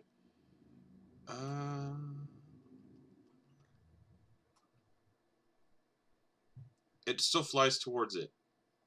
So my crossbow is lying, my crowbar is just laying beside it. Or like past. Yeah, like it. Or past it. Yeah, you like lift. You just like hold it in your hands, and it like lifts up into the air, points in its direction, and then just launches itself towards it. Yep. But you're just a little bit off. It manages to like lower itself down. You just go sailing past it and clank into the side of the room. And I'm just gonna be like, well, I'm going to die now, and I just stand there. Okay, Ilvum, and Drew. You tied for initiative, so whoever wants to go first can. I'm gonna let loose an Eldritch Blast at the ballista. Okay. Don't fuck me. Okay. It's a 16 to hit. That does hit. Nice. And then it is 8 points of force damage. All right. So a rainbow aurora-like bolt of light just streaks out of your hand over towards it and slams into it. Yes. And then can I get within melee of one of the suits of armor? Let me think. They are 60-foot room. They're about 2/3 of it. No, they're about 40 feet away from you. Okay, well, I'm going to get as close as I can to melee with one of them. Okay. And end my turn there. All right. That'll bring us to Drusilla. Oh yeah, let me just 60 feet. Are those suits of armor made out of metal? They are. Haha, I'm gonna do the one that Ilvum doesn't go to. Thank I'm you. gonna cast heat metal. Okay. So actually, I don't know, because that's a suit of armor.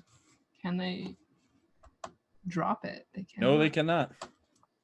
D8. Hell yeah, I love this spell so much. The spell's been coming in like really useful. Right? Okay. 13 points of fire damage. 13 points of fire damage. Yeah. All right. Ooh. So Drusilla, like the casting for this, you take out like you've got this little piece of this like little sliver of metal you found at some point.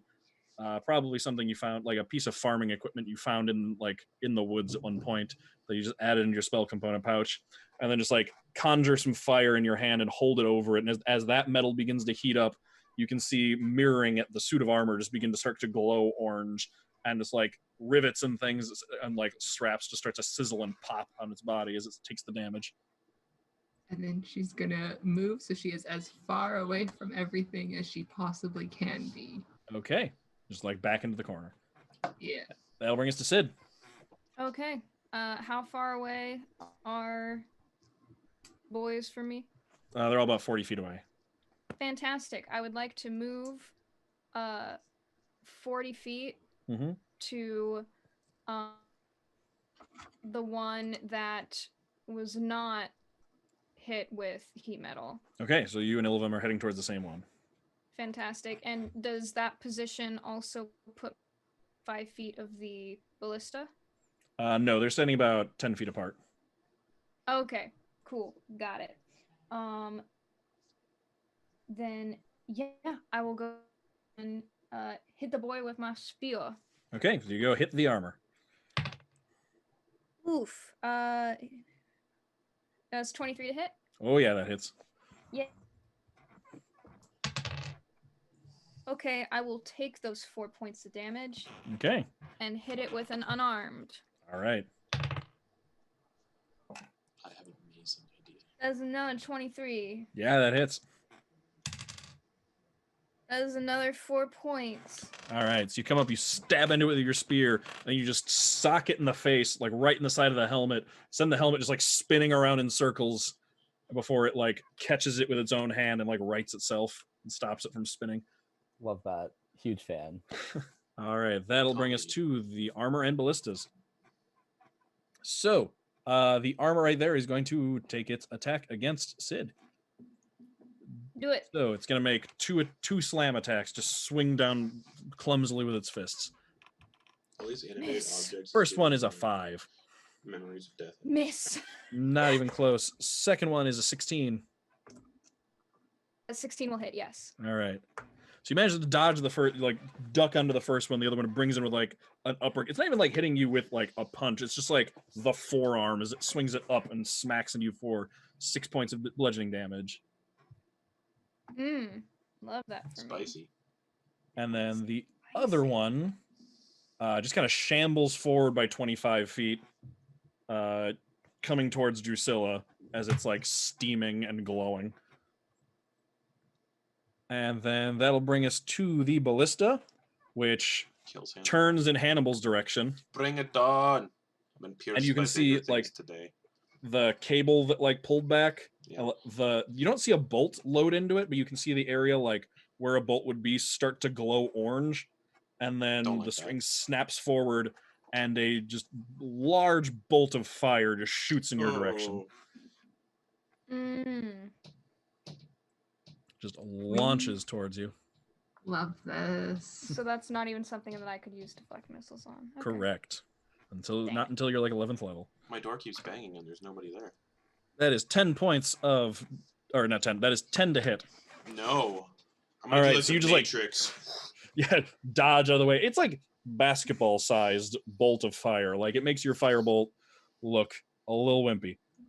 And it, That like you can hurts. just feel the heat off of it. That is a significant amount of damage coming towards you before it goes past you and then slams into the wall and leaves a scorch mark probably about like 5 feet wide. Okay. And that'll bring us to the end of the round. Hey, team, odds or evens? Oh What? god. Odds or evens? All right. Sure. Oh, it was already even. So, the ground, there's like a clicking sound and a rumble, and the two sides of the room, one side raises up, one side drops down a little bit. Your side drops down, or the side you started on drops down, the other side goes up. There's now a 20-foot height difference. So Sid's 20 feet up from us. So it's Sid and Ilvem, along with one suit of armor and the ballista, are on the upper side, and then Hannibal, Drusilla, and the glowing suit of armor are on the lower side. We're gonna die. Good thing We love this. we do, and I have a good plan. Watch, Drusilla. This is going to be exquisite. Also have a good plan. You just make note. Are you all okay up there? Yeah. For now. Dun dun dun. Duh. Just push the armor over the edge. Let it take fall damage. But there Don't wasn't like a have space. Oh, you're right. Strength. If Hannibal That'll says bring us something. back at the top. Yeah. Back to the top of the order with Hannibal. Okay, so my original plan, I think I'm gonna go through it with on this little bastard.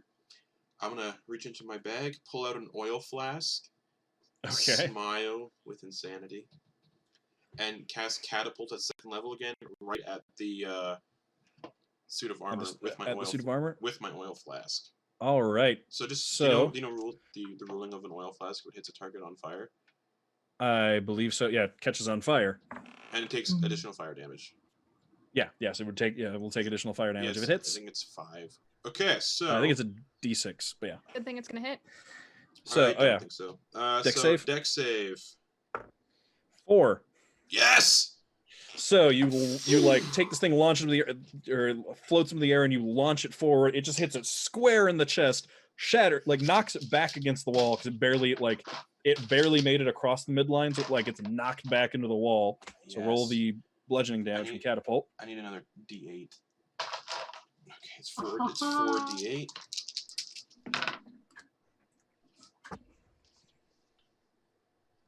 23 bludgeoning damage. Ooh, okay. Sick. And then from the oil flask, I'm just gonna pull it up real quick in my equipment and let you know. Disaster siblings are fucking shit. The oil flask obviously would shatter into pieces. Oh, yeah. Shattering it on impact. On a hit, the target is covered in oil. If the target takes any fire damage before the oil dries, the target takes an additional 5 fire damage. Oh, it's 5. Okay, so it takes an additional 5 fire damage. So, So you like launch this oil flask forward, hit it in the chest. You can see that just the initial impact is actually it explodes outward just from the impact. Like its chest plate dents inward, and it is already coming to pieces. But as the oil flask bursts open inside of it and hits all of the hot pieces of metal around it that are ignited by Drew's spell, it erupts into a blossoming fireball of flame that just blasts it to pieces, and you can just see scattered pieces of metal. Drusilla, you lose concentration on the spell because there's just not enough of it left to. I suppose you could pick one piece of metal to continue concentration on, but for right now you have to you're at the point where you have to pick the biggest piece, or there's just not enough left for it to hold on to. I'll just cackle maniacally as my bonus action. Okay. And that's my turn. And that'll bring us to Ilvem and Drew. I would like to cast Bane on the Okay. ballista and the armor. All right, what kind of saving throw is that? Charisma. All right. They're so charismatic, these automatons. Yeah. Oh, God.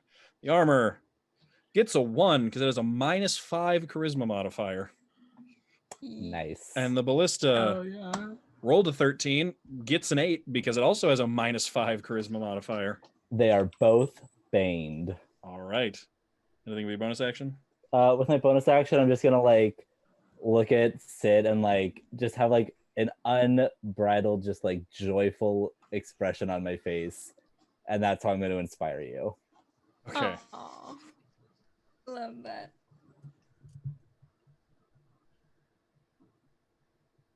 And that's it. Okay. Also, Ilvim, on your turn, can you make me a perception check, please? I would love to do that for you. Nice. You know, I was just thinking to myself, I hope I get to do a perception check.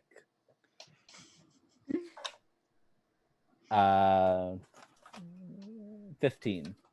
Okay. You noticed when the ballista fired at Hannibal. Very dangerous, very powerful. It does not look like it can aim straight up. So it cannot attack anything directly above it. Okay. Based on just like its mechanism and everything, it cannot, it just does not have the range of motion. Love that. So it can't wait just up, or it can't go up or down? It can go up and down, it just can't, anything directly above it, it can't target. All right, that'll bring us to Drusilla's turn. So the suit of metal is done for? Yeah, it's obliterated. Tight. So you tight. can maintain concentration on the spell if you want just a very hot piece of metal. But otherwise, That's you can not just let the spell metal drop. I want. I want to drop that. Okay, so you just And the so- metal cools off. We're That was awesome. alone in this 20-foot lower Yep. area. Yep.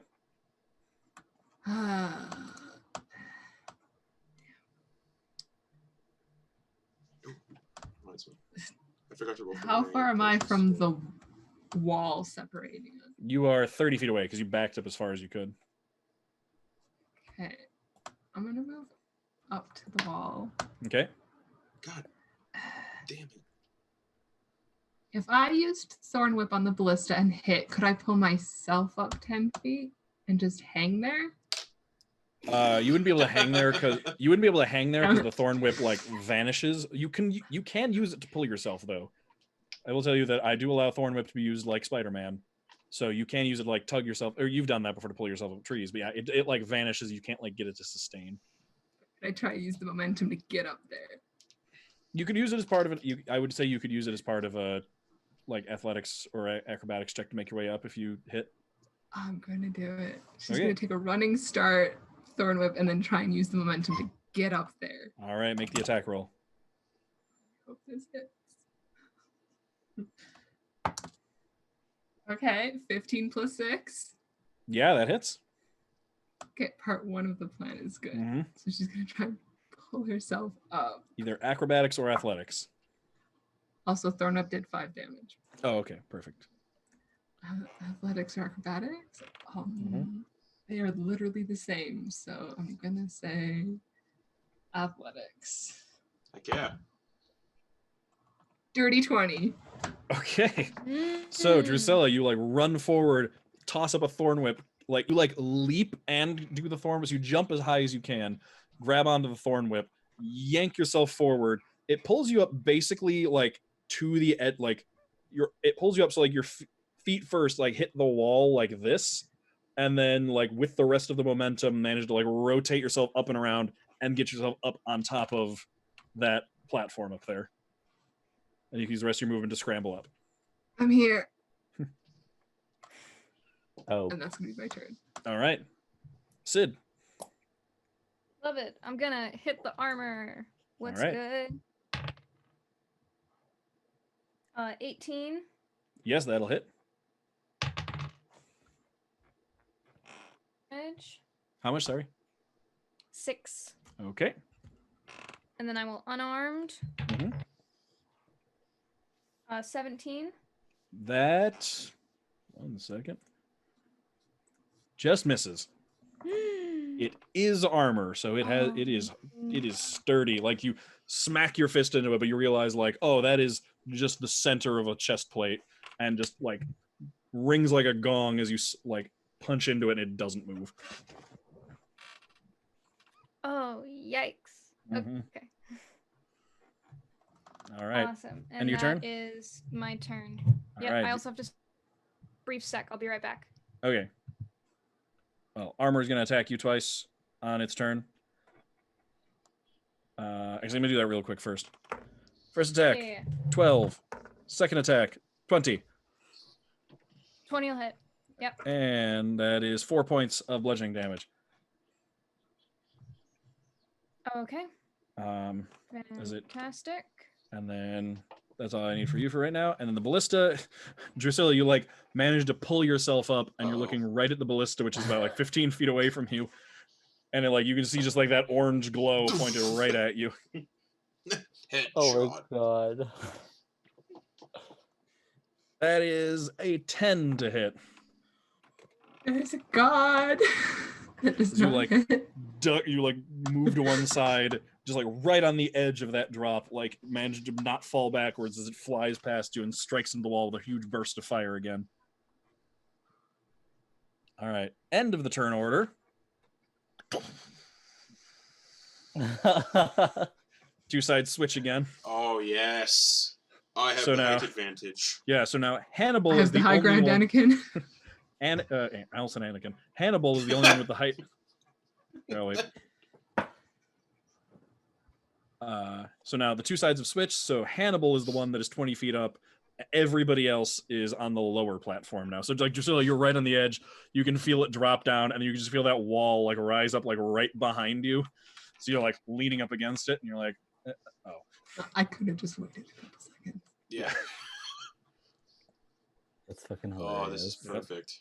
And that'll bring us to Hannibal's turn. Oh, this is perfect. And I pull out the failed experiment wand. Okay. And I'm going to aim where I don't hit any of my friends. But I try to get both the ballista and the suit of armor without hitting anyone else. Okay. So the issue with that is you're aiming straight. You're almost aiming straight down. Yeah. So you would need to hit it within the width. Well, so it depends. Okay, here's the issue.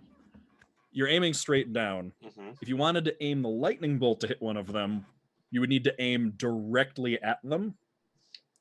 All right, I got a plan. If you want to hit him with the fireball, then you would have to aim like random. further back. Yeah. So that's where you're at, and the lightning bolt is 5 feet wide, so you'd have to pick one of them. Balls. Okay. Mm-hmm. Oh, this is dumb, but I want to look cool. Everyone, duck.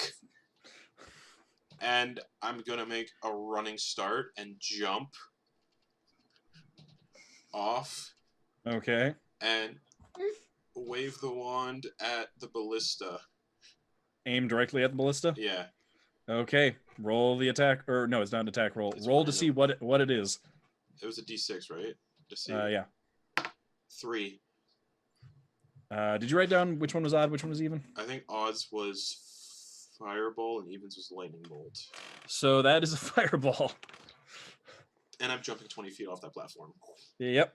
Which make me an athletics check, because that matters with the 20-foot fireball radius. Athletics. Ooh, Hannah buff. Let's go. D&D Beyond on my phone. Athletics. That is a 18. Okay. So you jump and point straight down, and you don't see a lightning bolt. You see the little green bead go straight down. Oh, Hits the ballista. I need everybody except Hannibal to make a dexterity saving throw. That wasn't supposed to happen. I'm not good at these.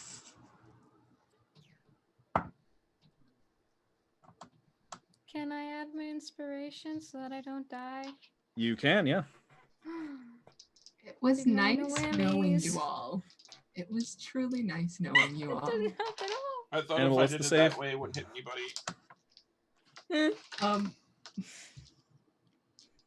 I got a 14. Yeah, Hannibal, what's the save DC on that? I think we just said, because it doesn't say in the notes. I think it's your spellcasting DC. Oh, 12. Okay, I saved. If you beat a 12, you've saved. I got a did not. natural 1. Oh boy. Ooh. What did Sid get? That's 2. It's I got a an 3. 8. Oh, All right. What's What's the damage? I'm calculating that right now. I'm sorry, guys. I thought it wouldn't. I thought if I did it that way, it wouldn't hit any of you. I'll be so upset if this is how I go. Same. The ballista and the armor also did not make their saves, though. That's good. That's good. Hannibal feels bad, but so does Justin. That's 30 fire damage. Yeah, let's Wait. go. Wait, 30 fire damage? 3-0. Yep. Yep, Sid's down. So it's true. And 15 for Ilvum. Yeah. And then I fall 20 feet and hit the ground. Yep. Yeah. So God. you made the athletics check. So the fire comes up to the level of where the floor was, but you managed to go up, not down. So like your feet just barely get a little toasty, but the fire ends just before it gets to you, and then you go down. So make me an acrobatics check for that fall. That's cocked. Ooh, acrobatics I think is a +0.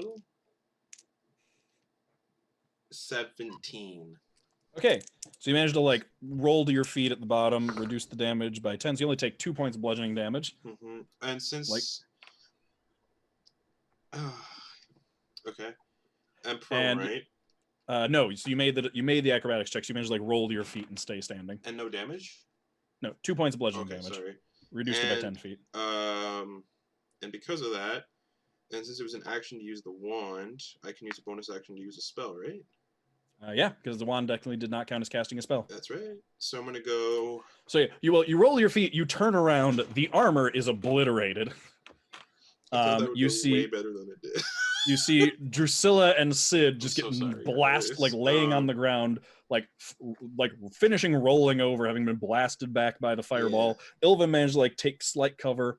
The ballista is charred and twitching, but still up.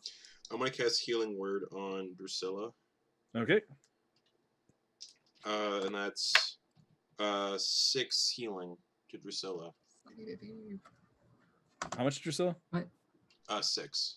Okay, Drusilla, you're just standing there looking at this thing, and then you see Hannibal up out of the corner of your eye. You see Hannibal above you, and then just this little bit of light, and then just the next thing you see is just a wall of green fire coming towards you, and then you just feel heat, and then your head hitting the wall behind you, and the next thing you know, you're waking up on the ground, very much in pain, feeling very crispy.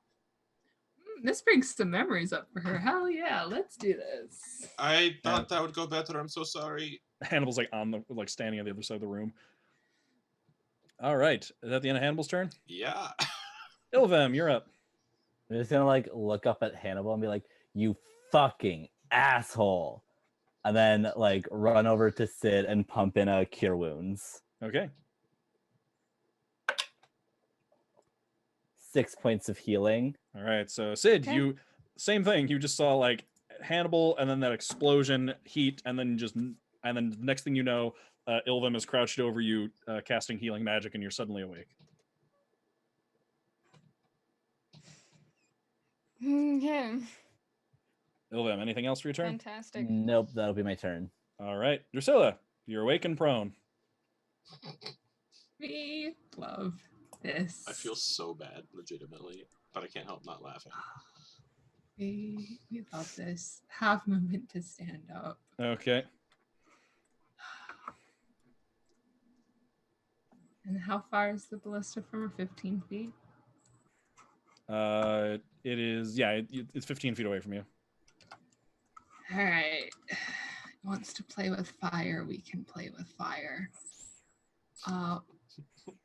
Bonus action, Flame Blade. Okay. And she's going to go for some fucking gaps. So Drusilla just pushes herself to her feet, staff at the side, and just does this motion, and then just a giant glaive blade of fire just appears off the top of the staff, and just, let's go for some yaps. She walks towards it. Swing that attack. Hell yeah. 17 plus 6. Oh yeah, that hits. Big byaps. Big byaps. 3d6 fire. 2. 1. 5. 3 plus 5, 8. 8. All right. Drusilla, she gets up, walks over. Let's go for some byaps. Brings it up over your head, swings the flame blade down. It like extends outward to be the full length of the ballista with as you swing it down. And everybody, you just look over as Drusilla just swings it down. And then there's a brief moment where it looks like nothing happened. And then the ballista just as the two halves fall apart, all the metal workings along the inside just glowing orange as you just cleave it in half. And that's the end of combat. Nice. Hannibal snaps the horn in half Cool. on his knee. Very tired.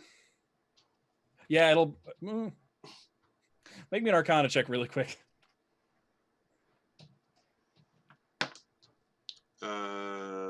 Dirty 20.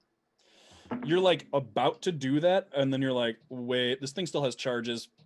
That will release the magic in this I'm not thing. gonna do that. Instead, I'm gonna walk over to Sid and Drusilla, Oh yeah, the wall behind you opens up as you can proceed forward. and I'm gonna give them both my special healing elixirs that I have as a artificer, which is 2d4 plus. Give me a second. 2d4 plus 2. Okay. Drink these, please. I was trying to be not hit anyone, and then I'm gonna give my 2 healing potions to Ilven. Okay. Thank you. So is it what? It's the elixirs that I can make as an artificer are 2d4 plus 2. Okay, so it's that's one for- each. One to Sid, one to Drusilla, because I made 2 with this long rest and the one before it. Yeah, 2d4 plus 2. And then my actual just normal healing potions, both of them to Ilven.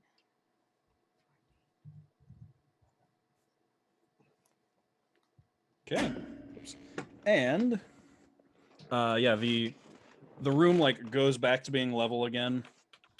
You can see the hallway ahead of you, and then as normal, you can hear the room behind you, like, or the hallway that you came in through, like closing up and everything moving and shifting, and the entrance is right behind you again. So, Disaster Siblings, will you be proceeding onward or going back?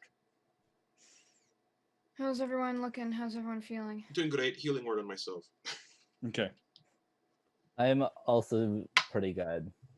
How are you guys doing? I am it's 20 down from my max. I am alive. Those potions should help. They did help. They took me to 14. Bottoms Uh, up. Do you remember last time that we were here? I remember was that a short rest or was that a long rest? We were able to take like an hour, but as soon as it kind of went past that, it started blaring at us. Okay, then y'all are okay with it. Can we take a short rest? Yes. Yes. So I can roll And my then hit as dice. soon as we get out of here, I'm getting rid of this wand. I don't know. I think it's I'm pretty thinking- useful. It almost It's incinerated useful. 2 of you. Well, then maybe- in the future, maybe Aim better? yeah. Aim to fireball, not lightning. I did fireball it- just then. Yeah, that's what I'm saying, is that aim for it to be a fireball. So assume it'll be a fireball every time Okay. That makes sense. in the way. Unless you have a clear shot. If you have a clear shot, just take it. But if someone's in the way, assume it'll be a fireball. Okay. It's useful, but yes, we live, we learn. I appreciate the healing. I'm pissed, but I appreciate the healing. Excellent. Let's take a nap. A quick 1 hour pip. Kip. All right. So y'all take a nappy nap. Arcane So- recovery. Nice. So roll your hit dice. Heal up on your short rest. Come on. If you're Roll something multi-classing, better you have to than a pick 3. one or the other. What do you mean? Oh, for your hit dice? Yeah. So you have a pool of hit dice, Oh, and that's so right. it's like That's however right. many levels you have in one class is how many hit dice you have from that one, and then yeah. That's right. So I have 4 hit dice. Mhm. 'Cause I'm... And as we are taking a short rest and healing up, that's where we're going to end for the week. And next week we will Sweet. come back with the end of the Bonegrinder. Nice. Ooh, I'm definitely using artificer hit dice, not wizard hit dice. And also, we're leveling up. Yeah. Not yet. Yeah. Not yet. Damn. Look, what episode is it? Hang on, what episode is it? 19. 19. 19. Okay, all right, definitely soon. You want to know when our last level up was? When was it? Then A while It ago. was I'm at max. episode Boom. 7. After episode 7. Okay, yeah, you're definitely due. All right. Arcane recovery. You can choose one expended. One expended slot to recover. Actually, no, I was wrong because that was the 3rd level up. Oh, a combined level of 1, so I can get 1 spell slot back. 2nd level, baby. Let's go. Oh, combined level of 1, so I can only get a 1st level spell slot back. Damn. Wizards are confusing, Mhm. Wizards are very confusing. but they're so much fun. They are. I love Kronder so much. Me too. All right. So, thank you everybody for joining us again for this week. Thank you, chat, for being here, bearing with us through the technical difficulties and everything. Yeah. See you again next week. We will return. Lots of stuff happening. We've got an ambassador with rumors being spread about him. We've got visitors from a foreign nation, including a GIF. We've got all kinds of fun stuff happening, and the Bonegrinder to finish up. So let's see where this goes next week. Yeah. In the meantime, have an excellent rest of your week. We love all of you. Have a good week. We'll see you next Sunday. And we'll see you later at 10:30 Eastern time for Descended to Avernus. Yeah. Bye. It went real bad last week. Okay, bye.